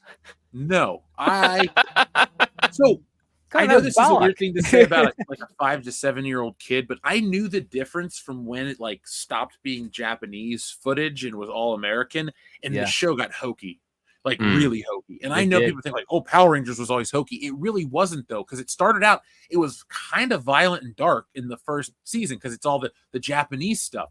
And then once they ran out of it, then it gets really over the top. And like, yes, the teenagers part was always crappy and like, Saved by the Bell, but for little kids. But the actual fighting stuff was, the main event. And it definitely switched over. And I stuck with it, but I definitely was like, when they were like the Ninja Rangers and they were fighting the Tengu Warriors, I was really just like, oh, Power Rangers are on. I guess I'm going to watch them because I've been watching it for 3 years. But that was, that was it. It was just a weird allegiance that I had to it. They suffered a massive dip in ratings when they lost some of the original cast. I remember that. Mm-hmm. Good, because it felt noticeably different. I wish the movie would have had the original cast. Yep. I mean, they were all lined up to do it, but those 3 actors were like, "Hey, we're getting paid $500 a week for this show. It's the #1 show in the world, essentially. I think it's only fair that we get something good for that." And the other 3 actors didn't want to participate in that negotiation. Those other 3 did. They were said, "We're just going to write you off." And then the actors that came in to replace them, they were making $4.25 an episode. So, geez, that's nothing. Xavier God says, I would personally love to see a Friday the 13th movie that takes place in a prison where the guards and prisoners have to team up to survive. That could be a cool ending. Like, definitely like a finale. Because they had, cops and prisoners in Halloween 5. That movie's just bad. Let's not talk about it. But, I mean, one of the gimmicks of Friday the 13th is that Jason specifically goes after young people screwing, and you can't really do that in a prison. Because, I mean, it's all... They're not young, but they are screwing, and they're all guys. And it's like, Jason's not interested in killing them. Well, yeah, because you can't have Jason be anti-pride. That'd be inappropriate. Thank you, Xavier to God. Dean H says, have you seen the trailer for Super/Man? That's the Christopher Reeve documentary. Yeah. Yeah, this morning. It's a beautiful trailer. Looks great. It was definitely a good looking trailer. Definitely looks like it's going to be a must watch for me. However, it was overshadowed by the Sonic 3 trailer for me. Oh, I'd like to congratulate you for a pun that you're so proud of. It wasn't even intentional either. It just happened. Yeah, buddy. That trailer made me so happy and ecstatic for this movie. I am jazzed beyond belief. I hope it gets its own like special. I hope you should watch it. It's fun. I hope they come out with like a special popcorn bucket for that, because I will buy that if they do. I don't usually buy that kind of stuff. Just don't play with it by yourself. Excessive. Judgy. Enrique asks, have you guys heard the voiceover artist in Darth Vader in Outlaws? I have not. Have you guys? No, but it should be the digital replication of James Earl Jones's voice, because he sold that to Disney for Darth Vader. The Darth Vader version of his voice, not his actual voice, of my understanding. Now, hopefully, when they use AI, they can get it right. Unlike with Obi-Wan, his voice was off. It was terrible. Wasn't it him doing it in Rogue One? Yeah, it was him. They just didn't like modulate it right. Right. Yeah. Enrique, thank you. I will have to be on the lookout for that, man, so I can check out Outlaws. If it hits Game Pass, I'll check it out. I'm not interested in buying it. DJ Screwjob, thank you. One screenshot of MC and Outlaws face covering, and while the mouth gums and eyeballs bulge out like the face melt scene in Raiders of the Lost Ark, is nightmare inducing. Oh, geez. So are we going to get a compilation of bugs and glitches in the Acolyte? Or sorry, in Outlaws? Because I'll make one of those if I need to. Is this game going to be a hit? I don't think so. It's not. Doesn't seem like it's tracking as well as other Star Wars games. No, it's not going to be a hit. It's not any. Here's the thing. You could, because the nice thing about Star Wars as a franchise is that there's something for everybody in terms of people who would gravitate towards sci-fi in general, right? Because like Jeff, you and I are completely different when it comes to stuff that we gravitate towards within Star Wars. I love the Jedi-Sith conflict specifically, and that's what I'm here for. But you prefer the other stuff, right? And that's perfectly fine. And there are tons of other Star Wars fans who are exactly like that. There are fans that they prefer like the gritty underworld, rogue, smuggler stuff. And they think that's more interesting in a galaxy far, far away than space wizards and all of that and their laser swords. And that's totally fine. You could make a good amount of money off of a game that's geared towards those fans, but that's not what they did. They didn't act like it has. No, I don't even want to say it has that skin on it, because that's not even really accurate, because they still want characters to look at that don't look like dog water, because that's what they gave us with whatever the hell this character's name is. And then the premise is just bleh, generic, ambiguous, but that's fine. You can make that work if you did everything else well. But this is also made by Ubisoft, and Ubisoft has a horrible track record in the gaming industry when it comes to putting out stuff that is unpolished and buggy as all sin. Like, this thing is going to be a criffing mess when it drops. It's out. Wait, did it? It came out this week, didn't it? Yeah, it came out this week. Today. Ubisoft and That's the people right. doing the whole Lucas film games thing right now, they made the biggest mistake in the fact that they call it Star Wars Outlaws, but they gave you a static skin that you are stuck playing with. And if you really want to get away from that issue, you always give the user the ability to customize their character's facial appearance, height, weight, size, costume, all those types of things, because that is an extra part of making it more fun. Because Outlaws is a generic name, like Jedi Survivor. That's a bit more specific because it's about this one Jedi kid who happens to be a survivor. It's their story.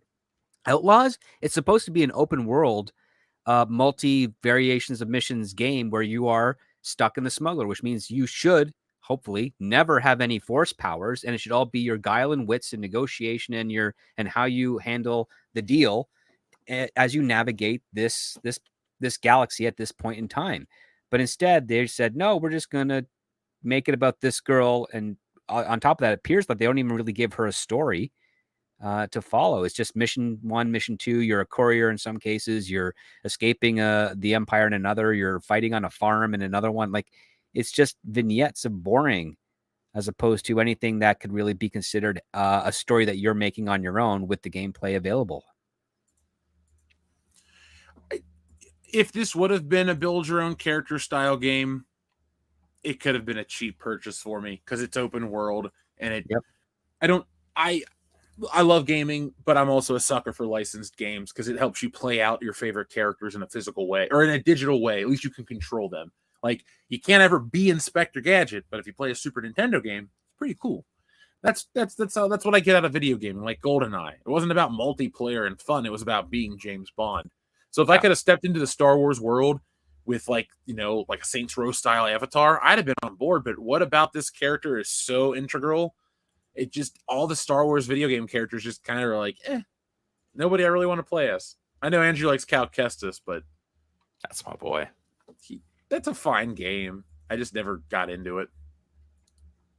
That's fine. Not for everybody. He's the first character I've really latched onto that's come out in basically the entirety of the time that Disney has owned the property.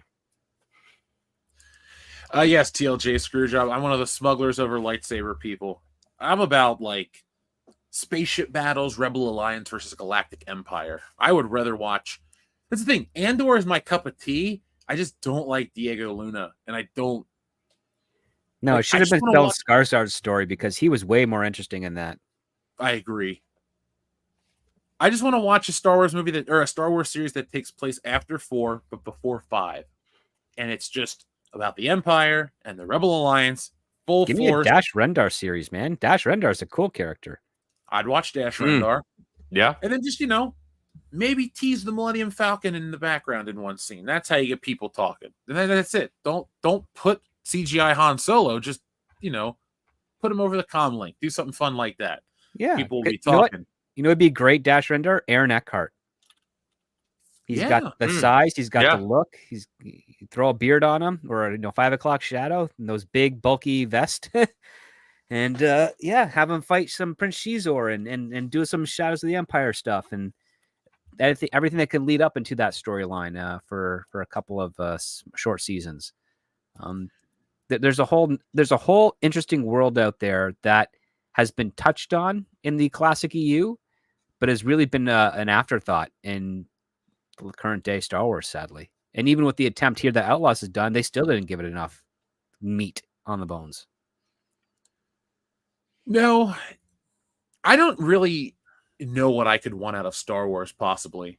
I know it sounds like a lot of people have an idea, like, oh, if Disney would do this, and that, I'd be back on board.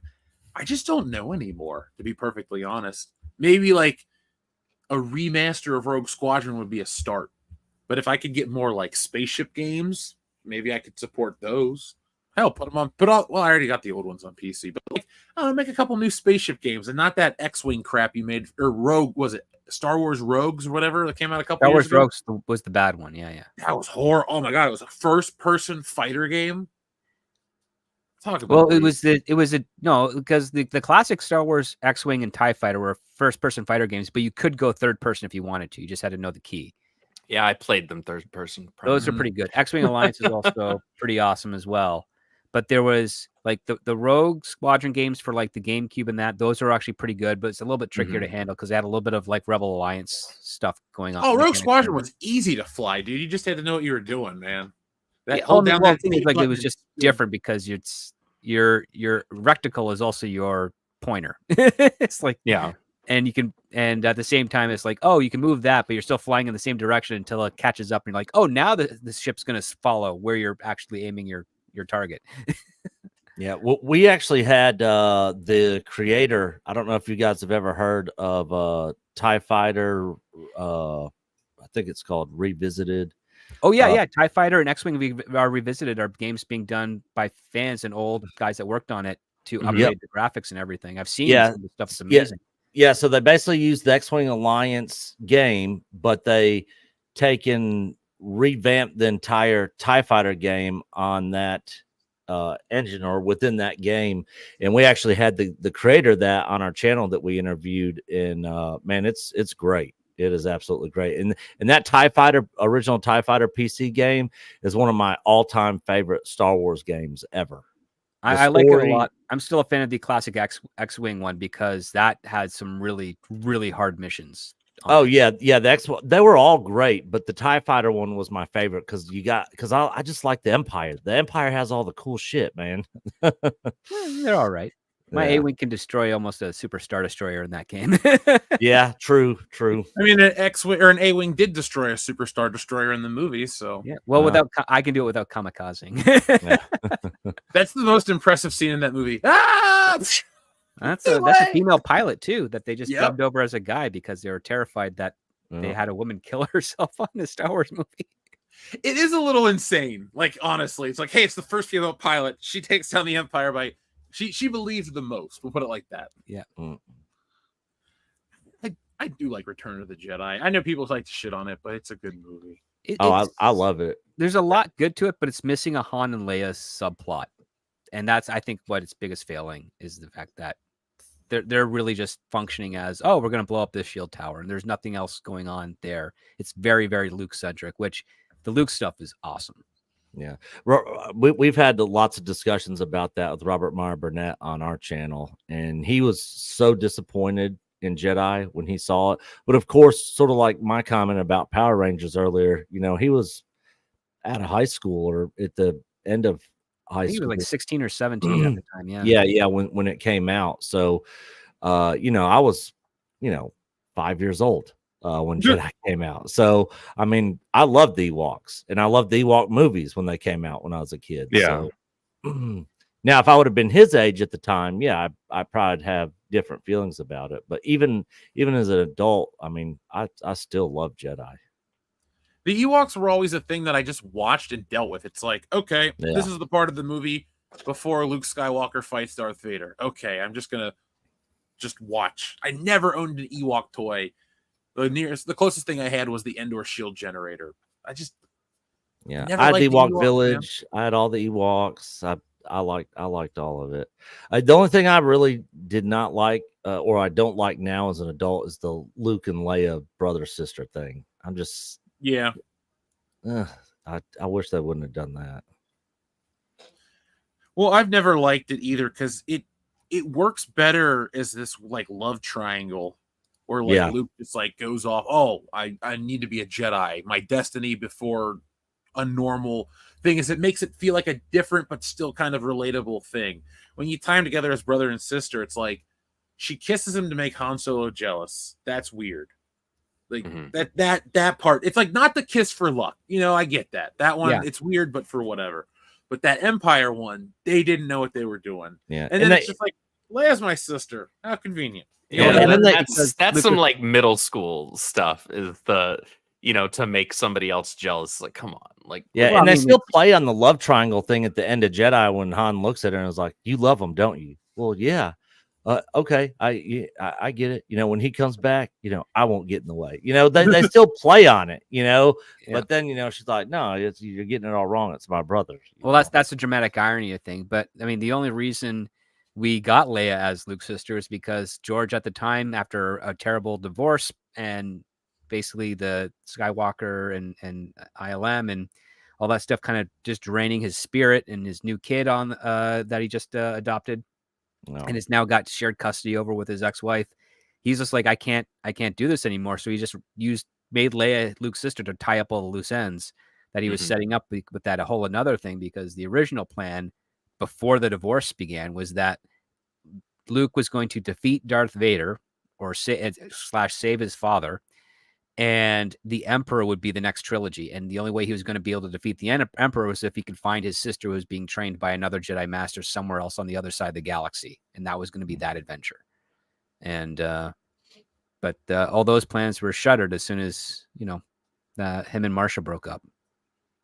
Yeah, that sucks. And she's talked about that in interviews, how at their kid's wedding, how he won't even speak to her, acknowledge her existence or anything. Yeah.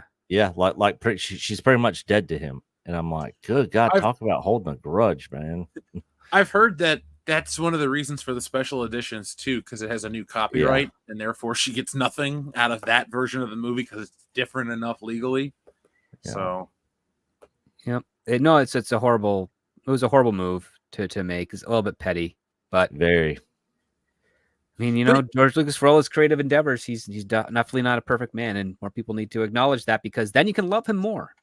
Oh yeah, I like him as just a person, but I think the '80s is a better decade for entertainment, with the fact that Star Wars ends fairly early, because you get that like Star Wars has its own era, and then pop culture really gets unique right after Star Wars. You don't really need it.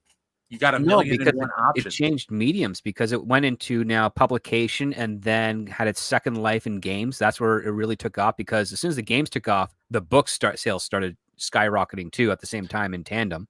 There's a lot of those games in the 90s and early 2000s did pretty well. Like, they were really well received. Like, you had Shadow of the Empire, Dark Forces, Mm. Rebel Assault. Yeah. And when you get to like the early 2000s to mid 2000s, when you get KOTOR, all of a sudden, and you get Rogue Squadron and and Jedi, everyone's favorite. Jedi Starfighter. Shoot, I remember playing the episode 1 game on my dad's work laptop as a kid. Yeah, that was like a overhead view, wasn't it? Yeah, I remember that. Yeah. Like, the games popped off, and all of a sudden the comics popped off more, the novels popped off more. And yeah, I mean, that franchise was sustained fairly well for a while just through outside media. We didn't need to have a new big budget movie every X amount of years, right, on a regular release schedule, because we had all this other stuff to enjoy as well. Well, not only that, Star Wars did not become one of the biggest brands in the world until Episode 1, because it had that much time between Episode 6 and that one, but it was sustained by basically what's called soft media, which is that, you had video games. You didn't have really any, you had a couple of cartoon shows. You had Droids and the Ewoks cartoon shows, but those were very short-lived and relegated to the 80s. You didn't have much of any other media around actually happening of Star Wars. It was primarily video games and the publications. I feel like there was also this benefit where, like, my dad went and saw the original movies in theaters, right, when they were originally released. So, like, when I was like 7, 8 years old, and those were airing as kind of like reruns on TV, he showed me those, and then he took me to see Episode 1 in theaters. Like, so we also had, parents, so the prior generation to ours, they saw this when it originally popped off. And so they had this connection to it. They had this love for it. Even if they themselves weren't like massive geeks like we are, they still loved this thing and they got us into it. Now it's like the stuff that's coming out now is not worth getting excited over. So it's like we don't really want to pass it on. And the people that are getting into it, allegedly, they're full of crap. They don't actually like it. They don't have kids. They like the idea of it. Like, the people who are signing this petition for renewing the Acolyte don't actually like the Acolyte. They certainly don't like Star Wars. They like the idea of the Acolyte. They like that it's got a bunch of lesbian space witches and a bunch of characters that check boxes, which, hey, whatever. You could have made a good show that was written well, produced well, good script, good pacing, good effects, all of that, with a female black lead, and nobody would have batted an eye. But you know what you didn't do? Any of that. No. No, you didn't. Now, Script, I wanted to ask you, let's say hypothetically the Acolyte petition got enough signatures that Disney took notice. What precautions would they take when they made a second season? Well, the thing is, they've never taken precautions for anything under Bob Iger. It's true. So there's no justification for that. If anything, they'd be like, well, I mean, they're not smart. Well, I mean, listen, a lot of people they're actually very smart in various things. It's just not on the creative side of things. That's the problem, because they're a creative industry. Their whole product that they're supposed to be doing is selling art. And as subjective as art is, there are certain stipulations and rules about art that at least gives it a better chance of resonating with audiences than what they've been currently doing. If they were to do something for the second season of The Acolyte, the best I could see them saying is make it a bit more of a contained story. And in that regards, it's more like, let's see if we can squeeze more value out of the budget that we have. But Disney doesn't seem to have that perspective in play. And that's the problem. Like, there's just no reason to. I mean, even Obi-Wan was pretty expensive. Mandalorian, It was half the budget of Acolyte. It was half the budget, but even that was still way too much. Andor is also alarmingly expensive as well. And they're doing a lot of practical in-camera stuff and physical locations, whereas much of the Acolyte was shot in 2 locations, then a closed set at Pinewood, UK. So yeah, there's nothing really they can do other than the fact that if they get enough signatures and change.orgs don't make waves. What make waves is audience interaction with the studios directly. That's old school letter writing campaign. And sadly, in this day and age, it's social media, which is now far more easier to manipulate than letter writing campaigns back in the day, because guess what? You needed a physical return address when you had to send a letter writing campaign. With social media, all you need is a VPN and as many emails as you can generate. And you can do everything like that. So it's not really as indicative. So the metrics that will get on Disney's radar are purchases of the limited merchandise that they have. If they start selling out their stock, that's a big indicator that the show might be of value to them to continue. As much as you can get it trending with, I would say, in like video recordings of people actually celebrating the Acolyte as opposed to just text messages, essentially text posts. Yeah, that's pretty much it. I mean, right now, I think it's was it Amanda Steinberg, because her terrible music video, I think, has had more ratings traction than the actual Acolyte itself. So maybe you want to talk to her about getting that, or what her ideas could be for it. Ain't that a bitch? But the fact of the matter is that technically speaking, Disney has not officially said that the Acolyte is not returning.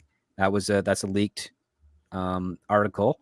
I think there's 2 possibilities for that leaked article. The first possibility is that Leslie Headland has not been getting her calls returned at Lucasfilm with regards to if a second season is there. So she is leaking an article that's canceled, hoping that it will rile up the fan base to reach out to Disney and say, please give us a second season of the Acolyte. The other part being is that someone at Lucasfilm who saw the numbers and maybe cares a little bit about the company has decided that if we leak that it's not canceled, if we leak that it's canceled, we don't have to make an official announcement when we never actually put it into production. The other question I have is, well, why isn't that person saying the same thing for Rian Johnson's supposed Star Wars trilogy? Oh my God, I forgot about that thing. Because that's what they want you to do. They want you to forget about it, and it's never going to happen. And it's just strange. I think it's more likely that Leslie's people leaked that it's probably not coming back to try and generate interest, because her people are the initial ones that leaked that she pitched it and that it was going to be put into production, and it forced Bob Iger's hand to do so mere weeks after he publicly made a statement to every producer and writer and director in town saying that we're not taking any new stuff for Disney Plus because we need to salvage what we have with regards to the pandemic and the poor box office performance of Solo.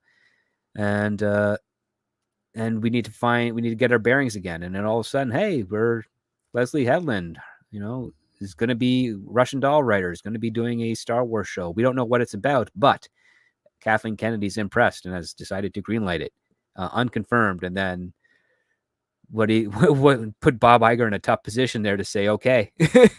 And everybody on the creative side of the industry got really fed up, because again, this was still at the height of Disney Plus, where The Mandalorian was doing really well.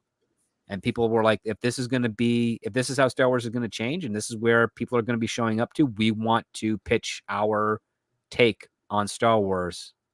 And when Disney said, no, we're not taking any pitches, and then all of a sudden Leslie's the one that is there, it's pretty much like, you're at a race. And, the guy with the starter pistol is like ready, set, and he never pulls the trigger. But then Leslie just starts running the racetrack and is able to round, the first 100 meters. And then he's like, oh yeah, I guess we're not doing the race anymore, but she started, so she's going to win. And the rest of you guys can just go home. And everybody's like really upset. because What a great analogy. Everybody Yeah. else went home and didn't watch The Acolyte. everyone else Well- went, yeah. Well, plus on top of that, if you go back and look at all before the episodes actually aired, they were basically going after fans, talking about the ifs and obes, and addressing backlash before it ever even happened. They're talking about all the woke and gay agendas crap and all that. So it turned Well, a the lot of media was people doing off. that. That's the thing. Like the interviewers were doing that. Like Leslie Headland never made a statement on her own accord saying this is a gay Star Wars show. Someone asked her, "This is the gayest Star Wars show," and then she just kind of rolled with it, as you do on a press junket. Because that's the one thing I've been reminding people you have to pay attention to is that the media is making more of the accusations. I don't know exactly what the term is for it because some use it gaslighting, some use it like fan baiting and all that stuff.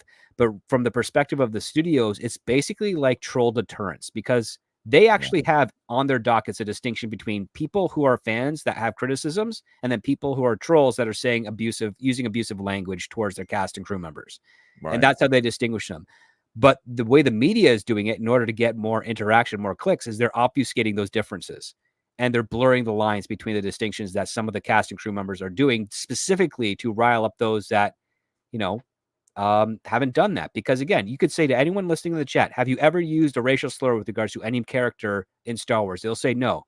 And from that perspective and from the perspective of the studio, they're not talking about you. But the media wants you to think that they're talking about you because that generates revenue for them. And it's a horrible thing to do because the negativity is what gets the clicks, right? We click on it because we're so mad when we see the headline and we're like, those sons of again, they're calling us this crap again, right? And so we click on it. There they get the ad revenue.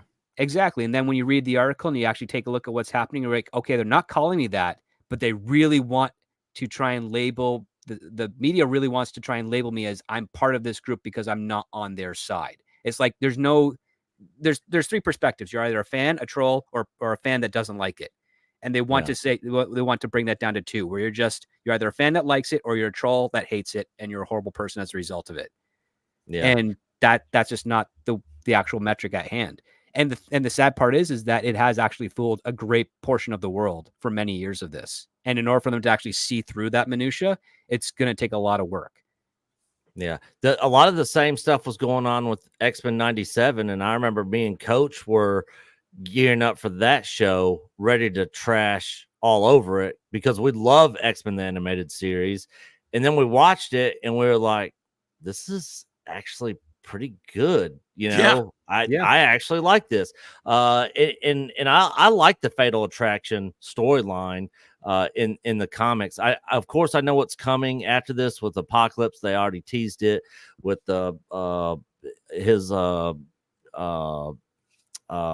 what is it, the Four Horsemen and all that sort of stuff, which is kind of quirky sort of storyline. I wasn't a huge fan of that in the comics, but the actual show was actually pretty good, and I thought it was just going to be complete garbage, and they were going to completely ruin it. But for the most part, I definitely had some criticisms of it, but for the most part, I thought it was pretty well done. Yeah. I gave it good reviews for the most part. I didn't like the ending as much as I liked the rest of the season. But what do you guys think of the whole drama over the showrunner? It's really not that important, but that's kind of all there is with that show now. Here's the thing that's kind of funny about this is that here's the one guy that fits all the check boxes, but actually did a good job because it wasn't the check boxes that were leading his direction of the story. It was the fact that he actually, he put in the work. Regardless of him being a fan, he put in the work and it shows.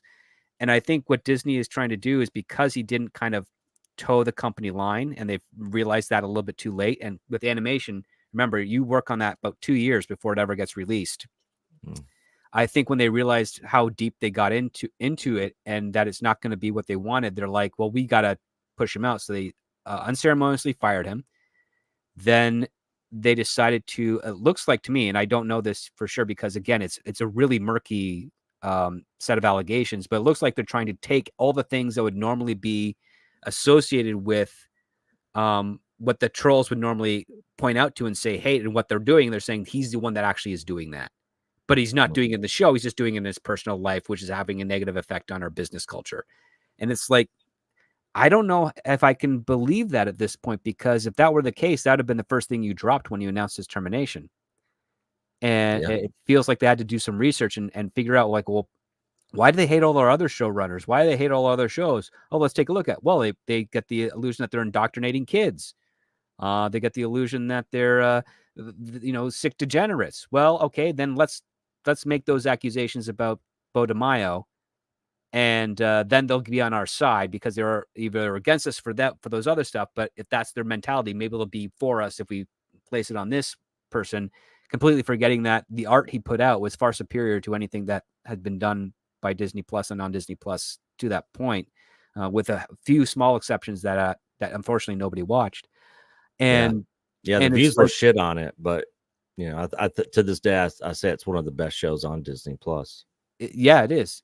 And I mean, there's merit to that. Now, the interesting aspect is I actually talked to the voice actor of Rogue, Nice. Lenore Zora, and I asked her through the social medias here. I was like, "Hey, have you already recorded season 2?" She's like, "Yes," and they're going back for looping. And as far as she knows, there hasn't been any changes to the script. It's all about syncing up the voice with the animation. So whatever Bo wrote in second season may be able to maintain integrity, barring how much they were able to change very last minute. Because again, the animation started a year ago. It came back earlier this year around the time that X-Men 97 was airing, which means that they're setting up all the sessions for those actors to come in and reloop their lines to match the animation. It doesn't look like they're delaying the second season's release date. So unless we get a delay there, it doesn't look like they're changing much. So this could still be the make or break. Was Bo DeMaio right in rushing through those many years of story in that one season to get to where they ended it off? And is the direction he's going from there still going to match up with the level of quality of the season 1? That's yet to be determined.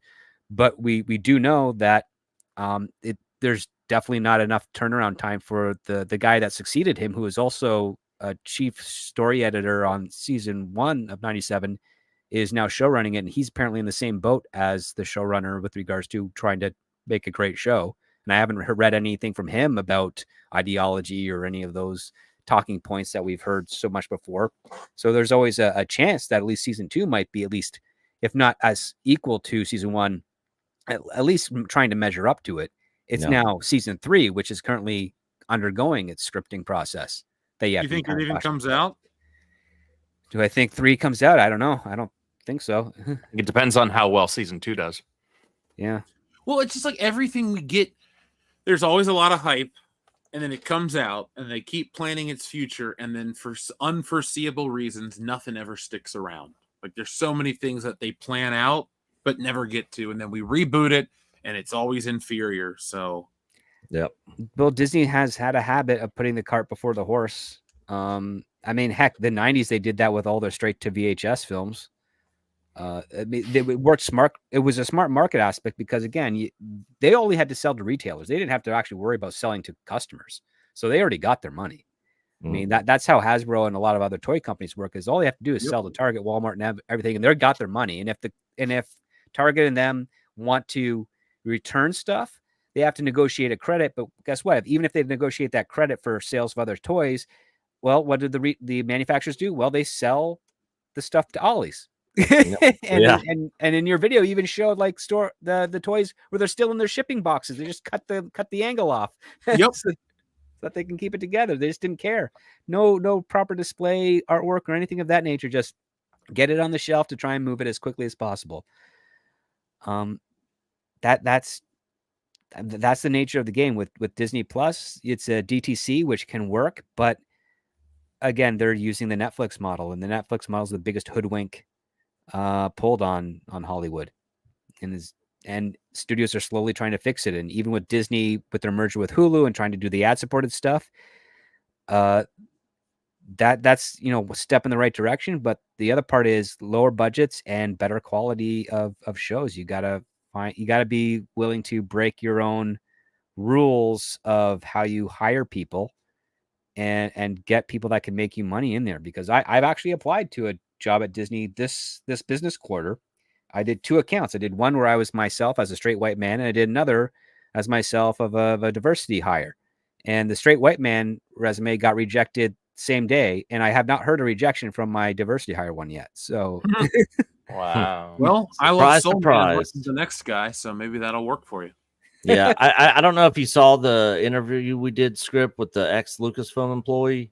oh, Knee Pain, yeah, he was the IT guy over at Lucasfilm, right? Yes, well, we did that one with Knee Pain, who was And the then ex there's the other Lucasfilm. one. Yeah, There's then the we other did one, the yeah. other one with the ex Disney employee who worked with Eisner, and Iger was there during Iger's move from ABC over.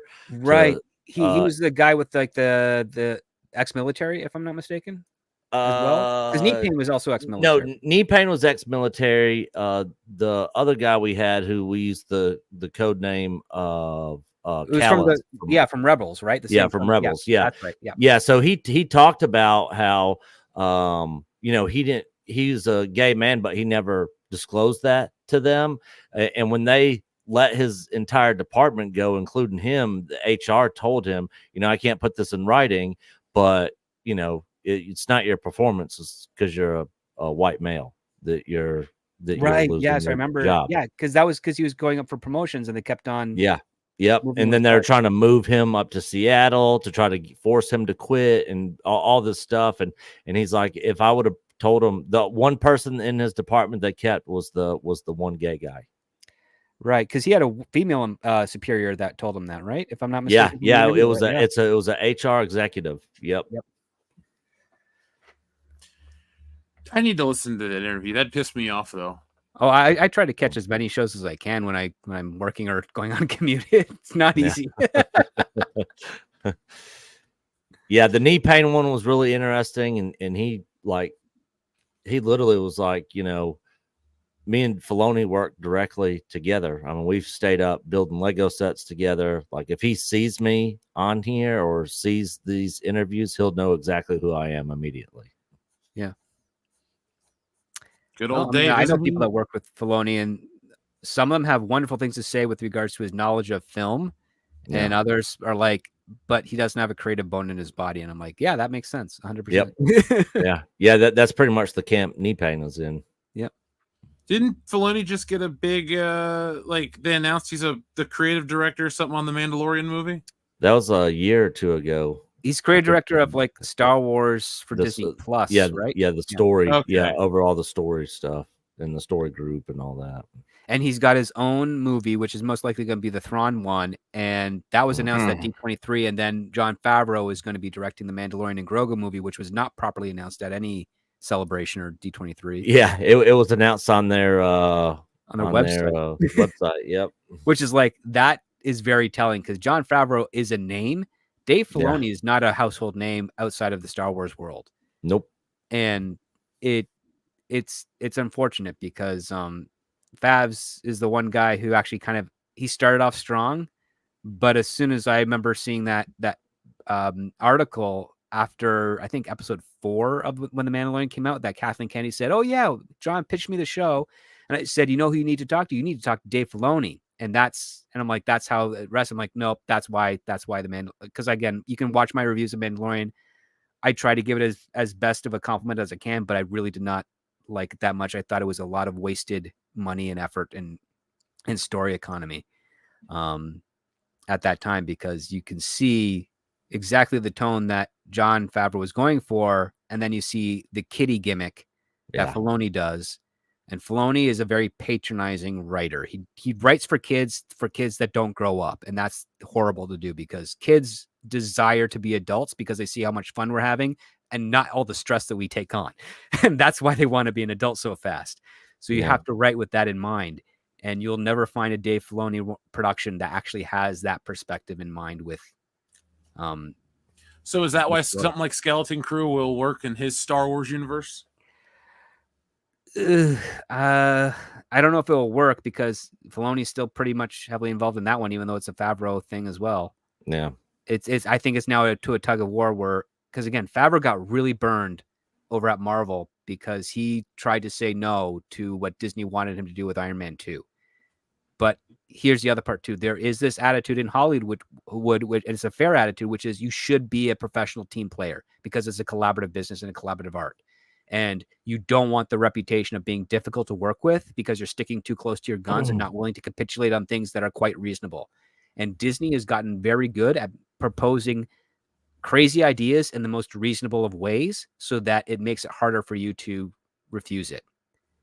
And remember, he got squeezed out. He used to be a very important executive producer at Marvel Studios until Iron Man 2, and then he got squeezed out. And now he's just like, kind of a guest producer in title because he gets to play Happy Hogan and he gets to help out on some things, but he's not involved in the creative direction of Marvel anymore. And he did his own thing. He did Chef. He kind of proved his merit and mettle again with that.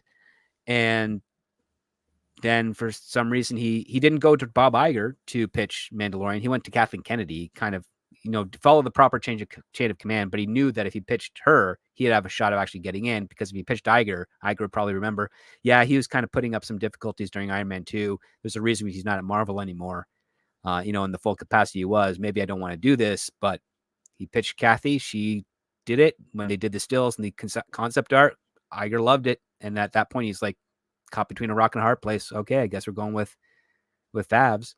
And then the show was a hit. But he's been also getting squeezed out of that too, because guess what happened in season 3 of Mandalorian? The character that Jon Favreau voiced and also was playing a couple of times in the armor, but they had a stunt double more recently. They killed him off.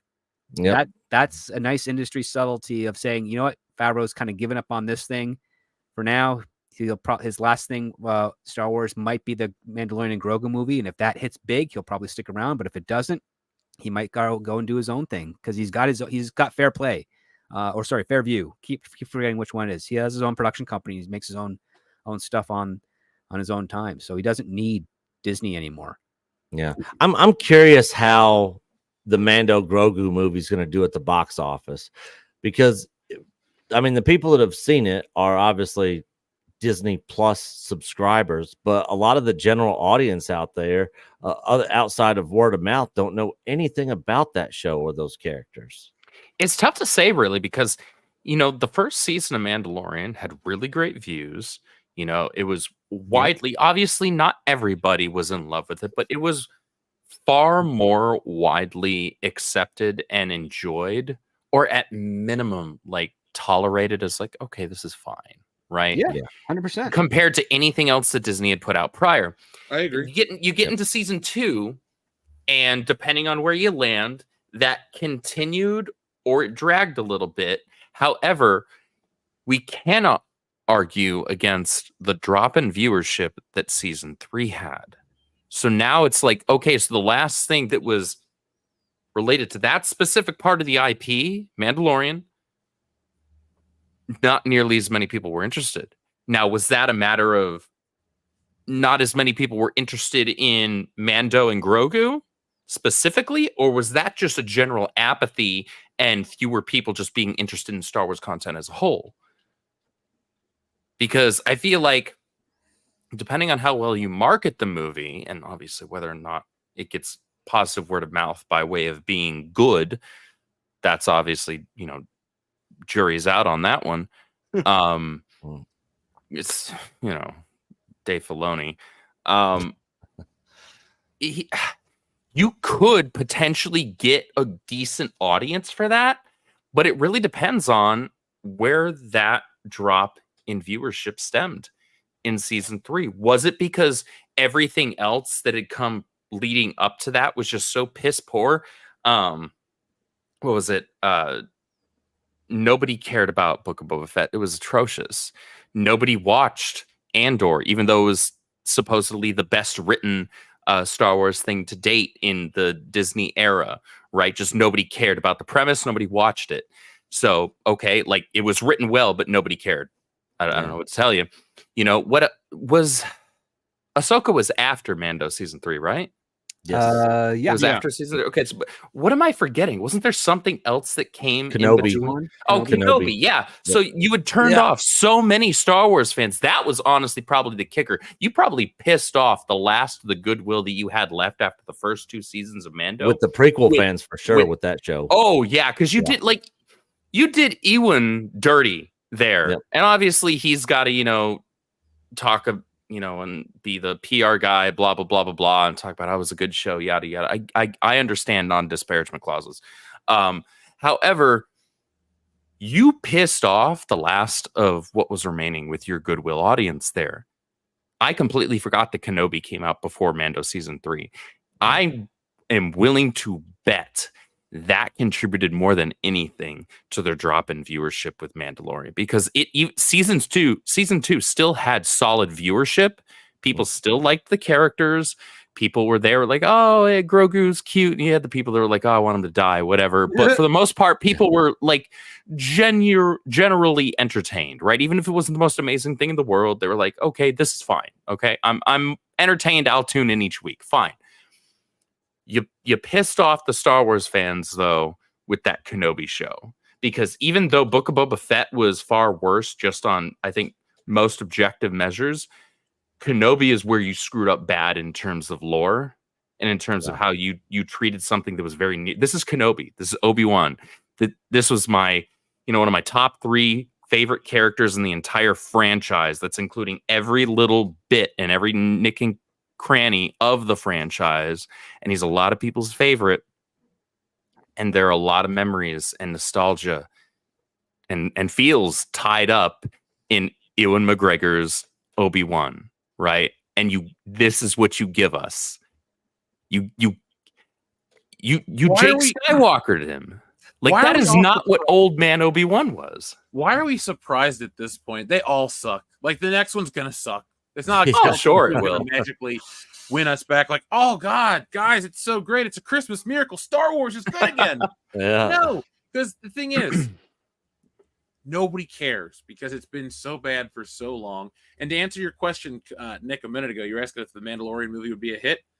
I think it'll be a hit because I always base off merchandise, but that character keeps sticking around. Like, every time they introduce a new Star Wars scale or anything, he's there. That character does like resonate with the younger Star Wars audience, but that's it. I say it's going to be a surprise hit, but it won't make like $1 billion. It's not going to be a I don't think so either. And the funny thing is, like, the first 2 seasons of The Mandalorian, critic and audience ratings were in the 90s percentile range. Season 3, 50. I mean, the drop in that from the first 2 seasons to the 3rd season, plus with all the other shows that came between season 2 and 3, like Andrew was talking about, Kenobi, Book of Boba Fett, firing at Gina Carano. I mean, people were leaving in droves. And then when some of them tuned in just to see what season 3 of Mando was all about, and then we got what we got with Lizzo and Jack Black. I mean, people are like, man, F this show. I forgot about the Lizzo and Jack Black stuff. Oh, that was so dumb. That was a throwaway episode. Honestly, though, that wasn't even the most offensive thing in that season. The most offensive thing in that season was they decided to utilize the longest running episode in the season, which was like some 50 or 55 minute runtime on a bunch of crap nobody actually cared about, when you had some other moderately interesting stuff to draw upon and do something with. And it was like the first actual, it was like 5 minutes of that episode were actually pretty good. You had a decent like starfighter chase going on. It was like, all right, I'm here for it. Let's do it. And then the rest of it was just like this slow slog. And I'm like, why are we here? Yeah. What are you doing? I'm not watching The Mandalorian for this crap. You want to do more world building. You want to set up the political climate of the New Republic. Fine, do that in little bits and pieces here and there. Don't spend 45 minutes of a 55-minute runtime episode on this in a show that's about The Mandalorian. Yeah. Yeah. I want to watch The Mandalorian kick butt. That's why I'm here. I like his armor. I even like the kid. Okay, I recognize there are a lot of people in our space that hated him. I like the kid. I was here for him. I was fine with them bringing in Bo-Katan. That was totally cool. She stole the spotlight a little bit more than I would have cared for, but I still was there and invested in Mando. I liked Din, right? Like, why did you do that? Season 3 of The Mandalorian was more of just a waste than anything. Because they wasted all of the goodwill that they had built up to that point. Yeah, I don't think I'll ever go back and watch it. Now, I'll not rewatch season 3. That's for sure. I Definitely. had thought about watching an episode from the first season, and then I went, nah, I'm okay. I could rewatch the first 2 seasons. If somebody was like, "Hey, you want to rewatch the first 2 seasons of Mando?" I'd be like, "You could do that." Season 3, though, I'd be like, "Nah." There are so many other things I'd rather do than watch more Mandalorian. So, Well, I'd rather watch the first 6 films, to be honest. Yeah. But I'm gonna I've pick watched that. the first film 6 times. I'll be happier. Uh-oh. Back to Jeff's back. gonna turn into a Star Wars purist, not A New Hope, just Star Wars. He's only gonna believe in the original film. No, I can deal with whatever. I don't like the McClunky version, but the Blu-ray version I could live with. Like I had watched it so much that I came to peace with it. But the original ones are out there. Yeah. Maybe one day, Andrew, I'll do my own edit of Star Wars. I will watch that. Here, I'll spoil it for you. It's the original movie, except when they get to the Death Star battle, and that's about it. Okay. Because I do think there's just a couple of bad shots in the original. Let's check in with the audience, shall we? We got Teetsy Zero who says, "Make a new Critters. We need more comedy." Don't the critters come out of the toilet? Critters. Yeah. Holy hell. Yeah, let's not do it. expecting that name. Well, I mean, you know what's sad is that horror is the only genre that actually does entertain the idea of comedy. And actually, for a lot of it, actually makes money. Well, yeah, Because the budgets are so low on those films, they don't have to make that much. No, I mean, there's literally a Catnado movie coming out. It's got a distribution deal on Tubi. It's already made its money back from that. Yeah, not Wait, surprised. there's really a Catnado? That's not a joke. Yeah, and it's horrible looking. It's like I was telling you guys like last week or the week before how I have colleagues that have been making movies for 20 years and they still look like they're first-time film students making movies, yet they still managed to get distribution deals on with Trauma and Tubi and all these like way out there streaming services because they're desperate for content. And the deals that they get are actually really terrible. Like some of them barely do cover the budget for these movies. And some of these movies, their budgets are in the tens of thousands, if not less. They're nowhere near millions. Well, I am a sucker for bad Tubi movies. Like even though I'll send you a link to one after the show. Please do. Yeah, I actually just signed up to Tubi like last week. Tubi's great, man. I literally just got on there. So I'm just now exploring everything that's on there. Right on. Coach has actually been big on Apple TV Plus. He said there's a ton of good shows on there.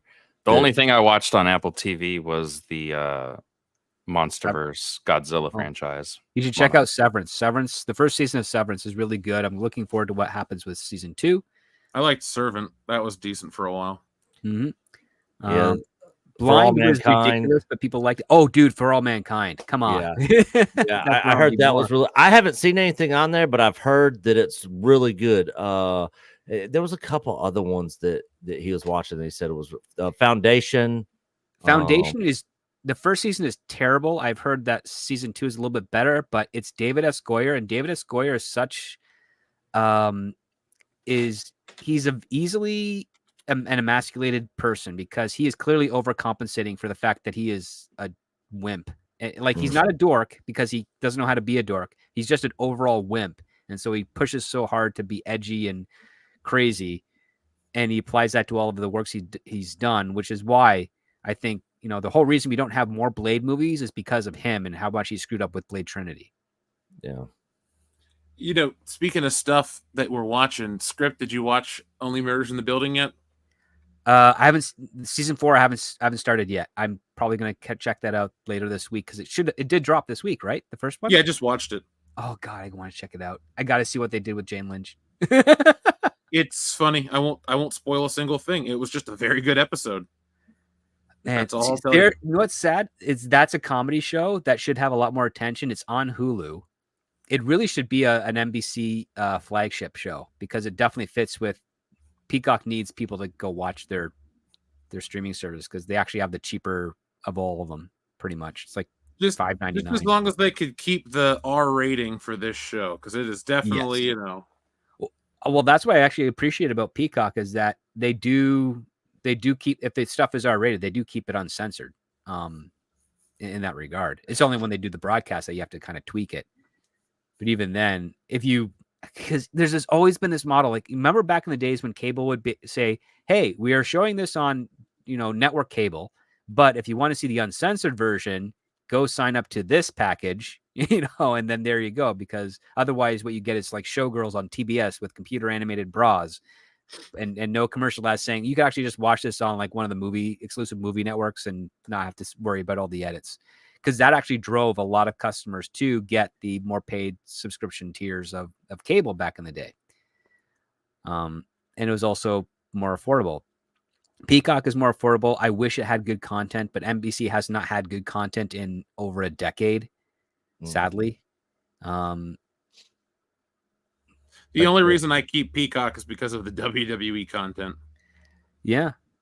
I mean, like my girlfriend likes it because I found out, just last year, she's a big Saved by the Bell fan. I never watched the show growing up. It just never Oh, I came love across my Saved by the radar. Bell. I still watch reruns of that show. They did a sequel series to it that actually has apparently a lot of great inside jokes making fun of and also showing reverence to the Saved by the Bell show.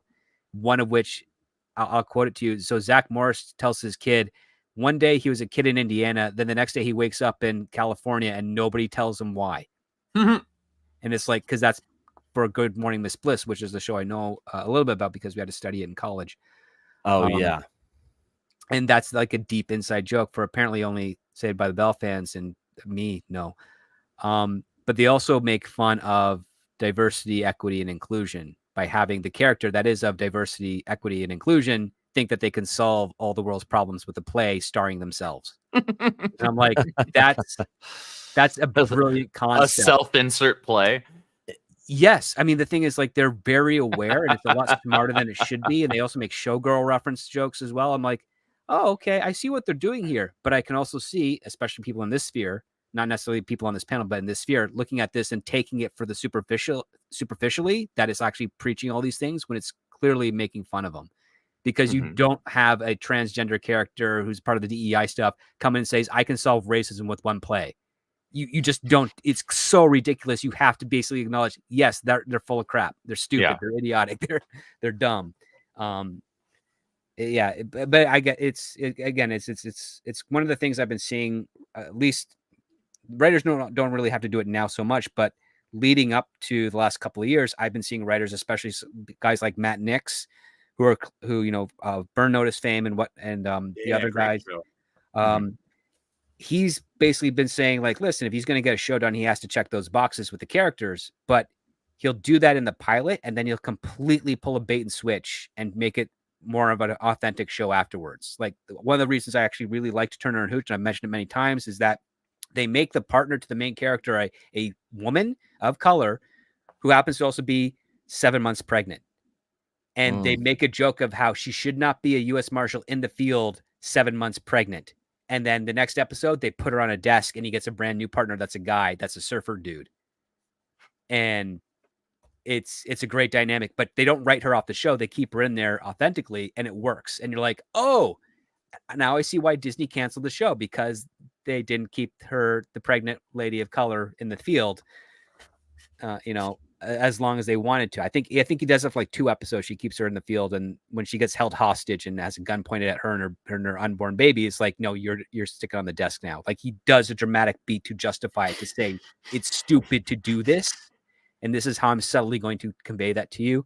Similar things, not as brilliantly done, of course, but similar things are done in the Saved by the Bell show. And there's some others out there that are escaping me at the moment that have done that, and I'm trying to kind of like recollect them and then see if I can kind of share them out to the world via social media and my Patreon, so that people can realize, like, yeah, there actually are, good writers out there that were trying to navigate this world of crazy, checkbox marketing.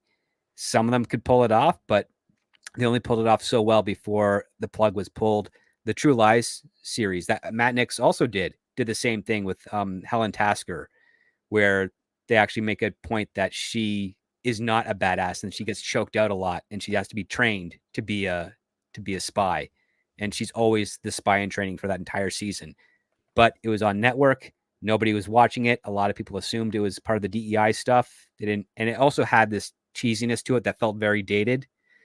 But sadly, that show also got canceled, and it was actually had potential to be exactly the sweet spot of what a lot of audiences would have wanted for, a TV show adapted from a movie, which is also adapted from a French show.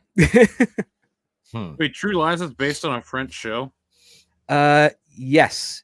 And actually, the TV show is a bit closer in regards to the family dynamic than the feature film, because I believe the French show, the husband who was a spy had a wife and 2 kids. And in the TV show that Matt Nix did, it was a husband, wife, and 2 kids, whereas it's only a single child in the Schwarzenegger film from James Cameron. Okay. I just like the factoid that the original script of GoldenEye had to be changed because it was inadvertently too much like True Lies. Really? See, I think the true lie is just the French. French spelling is a lie. You just don't like the French, do you, Andrew?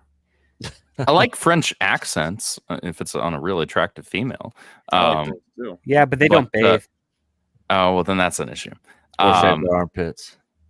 Shave anywhere, really. Yeah. All right. Well, we're back in the 70s. How about that? All right. Let's put on some beat. I've been watching that 70s show, so I'm already, kind of feeling it. My girlfriend watches that 90s show. She likes it too. And I'm like, I've caught a couple parts. It's kind of, Red Foreman and Kurtwood Smith is actually, and Kitty, they're the ones that always have made that series, in my opinion.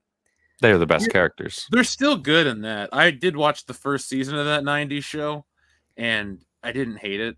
They're on season 3 right now. I think it just dropped last week because I heard it and I'm like, this doesn't sound familiar. And I peeked in and she was like, yep, this is the latest season. I don't dislike any of it. I just don't love the characters. Making characters is really tough. And I think the new kids that they have, they're not there yet. And I think the reason being is that it's a shorter episode order. You don't have enough time to spend with them to really get who they are. Yeah. And also the writers don't have enough time to spend with them to really refine who they are before they either work on the next season or they're purged out and another team of writers comes in. Well, I think an organic writer learns about the characters as they continue to write them, right? Oh, yeah. You learn things about the characters and about the world as you go, as you write them. It's not quite the same as making it up as you go along. You're just reacting to the information that is being put in front of you. Yeah, you build a foundation and then you throw them in do need situations. time to allow that to kind of organically breathe. Well, you need to experimentation. So you build the foundation of your character, then you throw them in situations, and then you basically troubleshoot how they would react in those situations, and you go for the one that you think will have the most reward for your audience. And that's how you kind of redefine and shape and expand their voice and take them to where they would inevitably become for the audience to grasp onto. It's the same in books, same in film, same in television.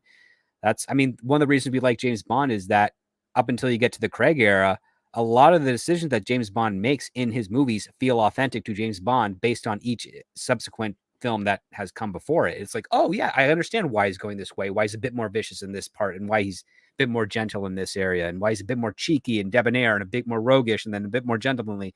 Like, it all makes sense.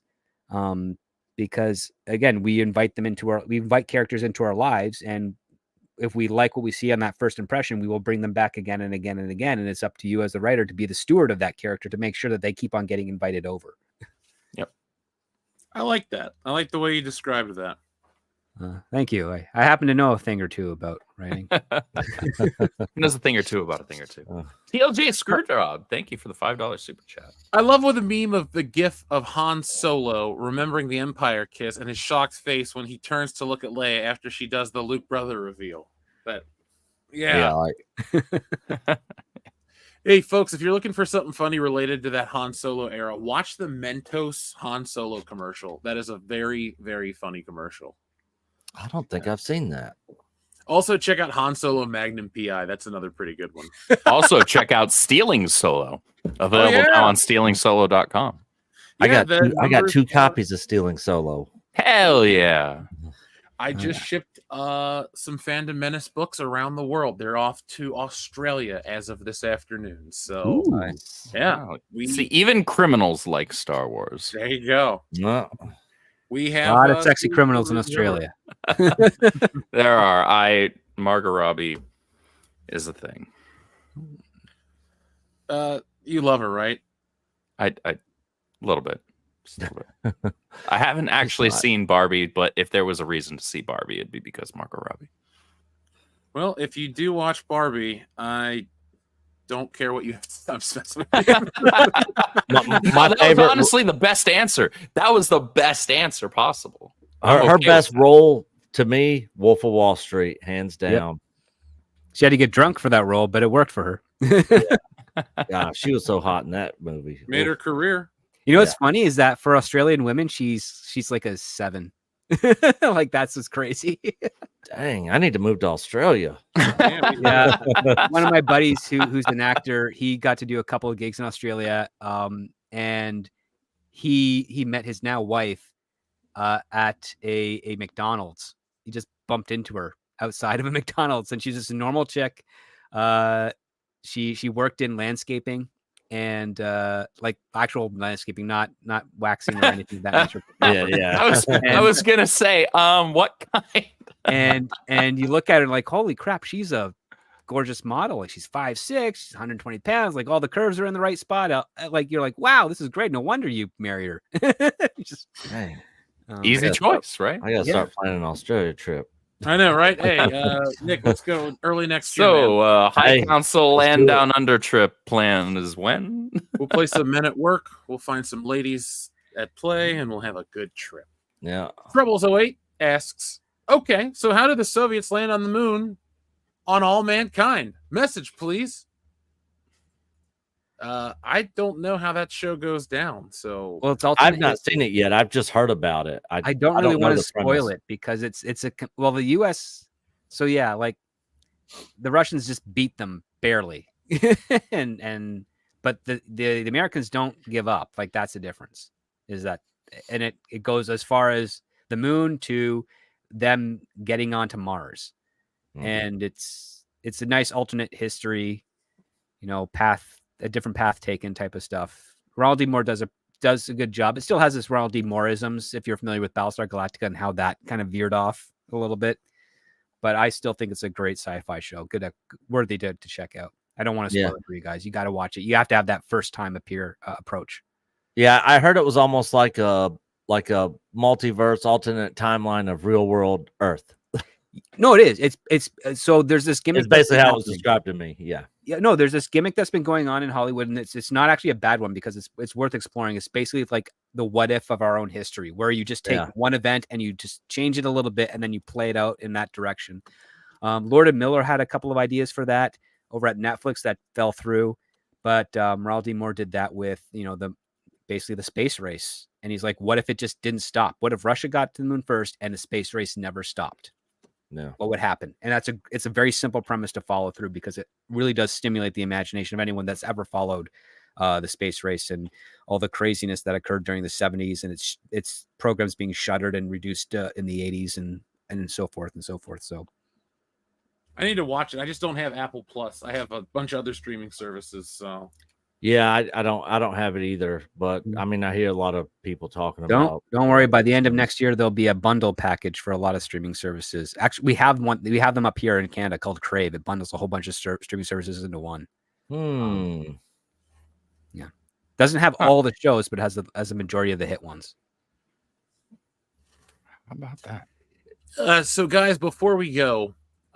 Anything you want to recommend to the audience that you're watching currently? Something a little different to close out tonight's show. Oh, well, before we go, don't we have a message to play? Oh, yeah. Thank you. I completely forgot. I had it queued up right here. No problem. Yeah, I had the right here. Message.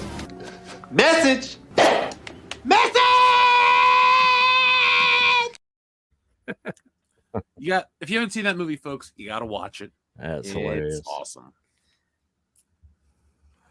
What about crossing the streams, Chuck E. Cheese? We gonna watch Ghostbusters next? Is that what you guys want to do? We're just gonna go from one thing to the next. I guess I don't really have. Well, I recommend the Love Boat, folks, because I'm gonna go watch the train one and the Super Bus. It's better than Crazy Bus, and go off and watch that. Well, if you find Super Train, tell me where you found it because I want to see that too. I saw somebody in chat earlier said it was on YouTube, like all the episodes are on YouTube Sweet. for free. Things that I would recommend, and this will come as no surprise to those of you who are here, regular viewers, and for those of you who are regular viewers, we genuinely appreciate you. You keep the lights on, and you're also just awesome people to be around and to attempt to entertain, or in my case, annoy. I'm sure I do that often enough, but I will say the things that I am going to recommend. I would recommend to all of you to watch the Sonic the Hedgehog movie #1 and #2 in preparation for the third one that comes out December 20th and is That going to great. Dude, I lost my skull. I woke up early for that. I don't usually wake up before 7:45, right? Thankfully, I have a job where I work from home 4 out of 5 days a week. So I can afford to, wake up just a teeny bit later, just to, grab my coffee, sit down, handle emails, messages, all that stuff. But I woke up like an hour early this morning just to catch that trailer as it dropped, and I was not disappointed. So if you have ever enjoyed Sonic the Hedgehog, whether it was the comics, video games, Saturday morning cartoons, any of that, shoot, even the Japanese anime OVA movie that came out back in the late 90s, check these movies out. They're a ton of fun. There was genuine love put into those films. And they respect the IP in the universe. They absolutely respect the IP in the universe. And the third one looks great, and it's going to destroy the Mufasa film because they come out the same day. And then I would say watch all the MonsterVerse Godzilla films and Kong Skull Island. Do you really think Sonic's going to beat Mufasa?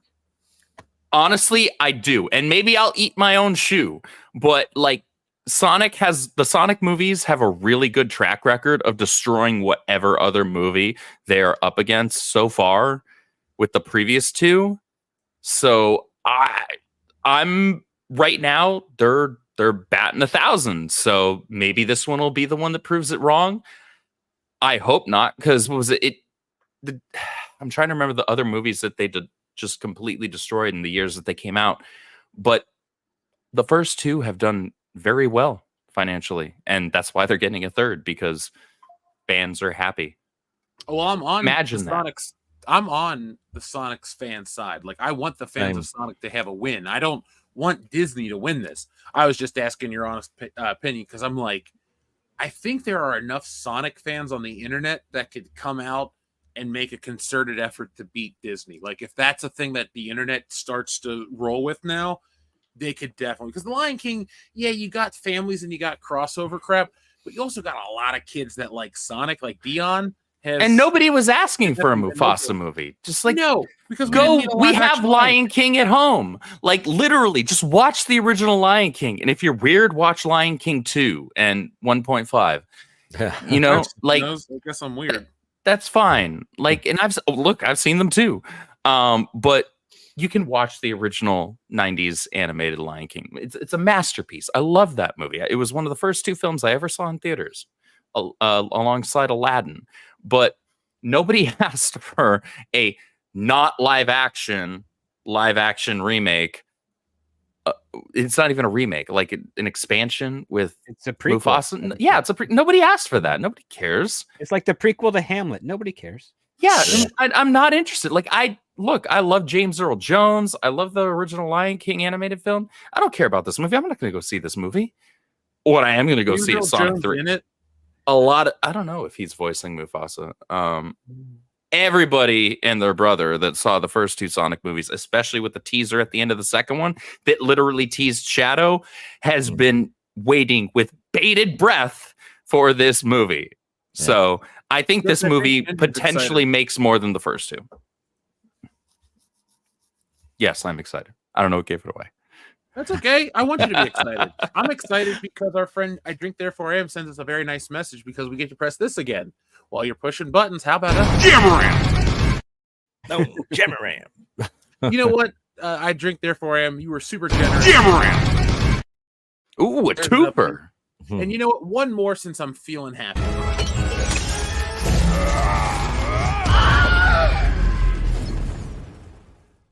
You got knocked the fuck out, man! Made the whole movie worth it. I would love to be able to go back to 2019 and splice in that scene to an actual like file of Endgame that's playing in the theater. You'd be like, what? Imagine the reactions in the theater. Oh my god. It'd be something, man. Yeah. That's like my favorite clip ever. I like it. Because I made it, I guess. I think one of my favorite buttons is this one. Do you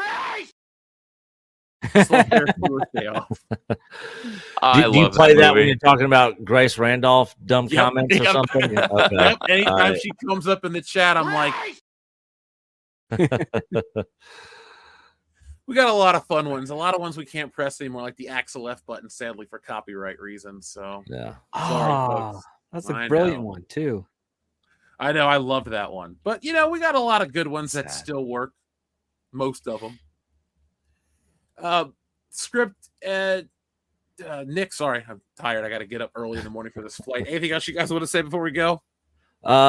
Stuff I'm watching currently. So the final season of SEAL Team just dropped on Paramount Plus. I saw the ads for that. I'm a huge fan of that series. I hate that this is the last season, but it makes sense. It's been going for a while, but it's really, really well done. I would also say people should go out and watch Alien Romulus, even though I did not care for the movie that much. It was kind of mid for me. It did cross 225 million on its second weekend, and I thought it was. I thought I appreciated the care and love that was put into the film, even though I was not a fan of some of the dialogue, some of the characters, and that third act. Oh man! But I think people should go see it and not subscribe to Disney Plus. But if you have a way of checking out X-Men '97, I'd recommend that too. Yeah, on your Pakistani TV. That's yeah, exactly right there. I can't claim that as an original. That's a Spencer over at Bounding Into Comics original. Well, folks, I guess it's time to go then, right? Everyone said what they wanted to say. Check out Tulsa King. That'll drop next week or 2 weeks from now. Yeah. I cannot wait for that second season of that show. That was great. Dwight Manfredi was the man. Oh, yeah. I like Stallone. The older I get, the older he gets, let me rephrase that. The older he gets, the more I like him. And he hates woke Hollywood too. Oh yeah, big time. So yeah, I'm a huge Stallone fan. The man just wants to entertain. Schwarzenegger, on the other hand, he's I don't know what's going on with him. Sometimes he's being pulled in a lot of directions. I hear. Oh, I'm sure. Over what? Just for his sway and shit. No, there's stuff that he wants to say. There's stuff he's being told he can't say. I know, his daughter is married to Chris Pratt, and Chris Pratt's got his own things that he wants to do. And Schwarzenegger is in a position where if he says something wrong, it could hurt Chris Pratt's career, because he's, at this peak right now. It is a nightmare over there. I think that Schwarzenegger was given some terrible advice during the pandemic, and he said something stupid. And then when he was allowed to actually come forth and apologize to it, he'd already burned enough bridges from that one comment that he realized he's got to figure something out. And that's when the polls started happening, where people are like, no, this is the narrative you got to follow. And he's like, I don't know, man. Yeah. So see what wins. See who wins at this point. Well, Arnold Schwarzenegger has beaten a lot of other foes in the past, so maybe he can beat this too. But maybe. Well, everybody out there, thanks for watching. Be on the lookout. We're going to have some new shorts and some stuff dropping this week for you guys, so be on the lookout. And I'm going to be producing a lot of new content from Dragon Con. So I know you love the videos we make. Check out our trip to Dragon Con. We're not going to do a live stream from it because YouTube algorithm says, it won't work for us. So we'll find other ways to entertain you guys. But until then, folks, be smart, be safe, be cool, but always be excellent to each other. Imagine if you gave a white supremacist 5-MeO DMT, and then as the first one, as they're exhaling, yeah.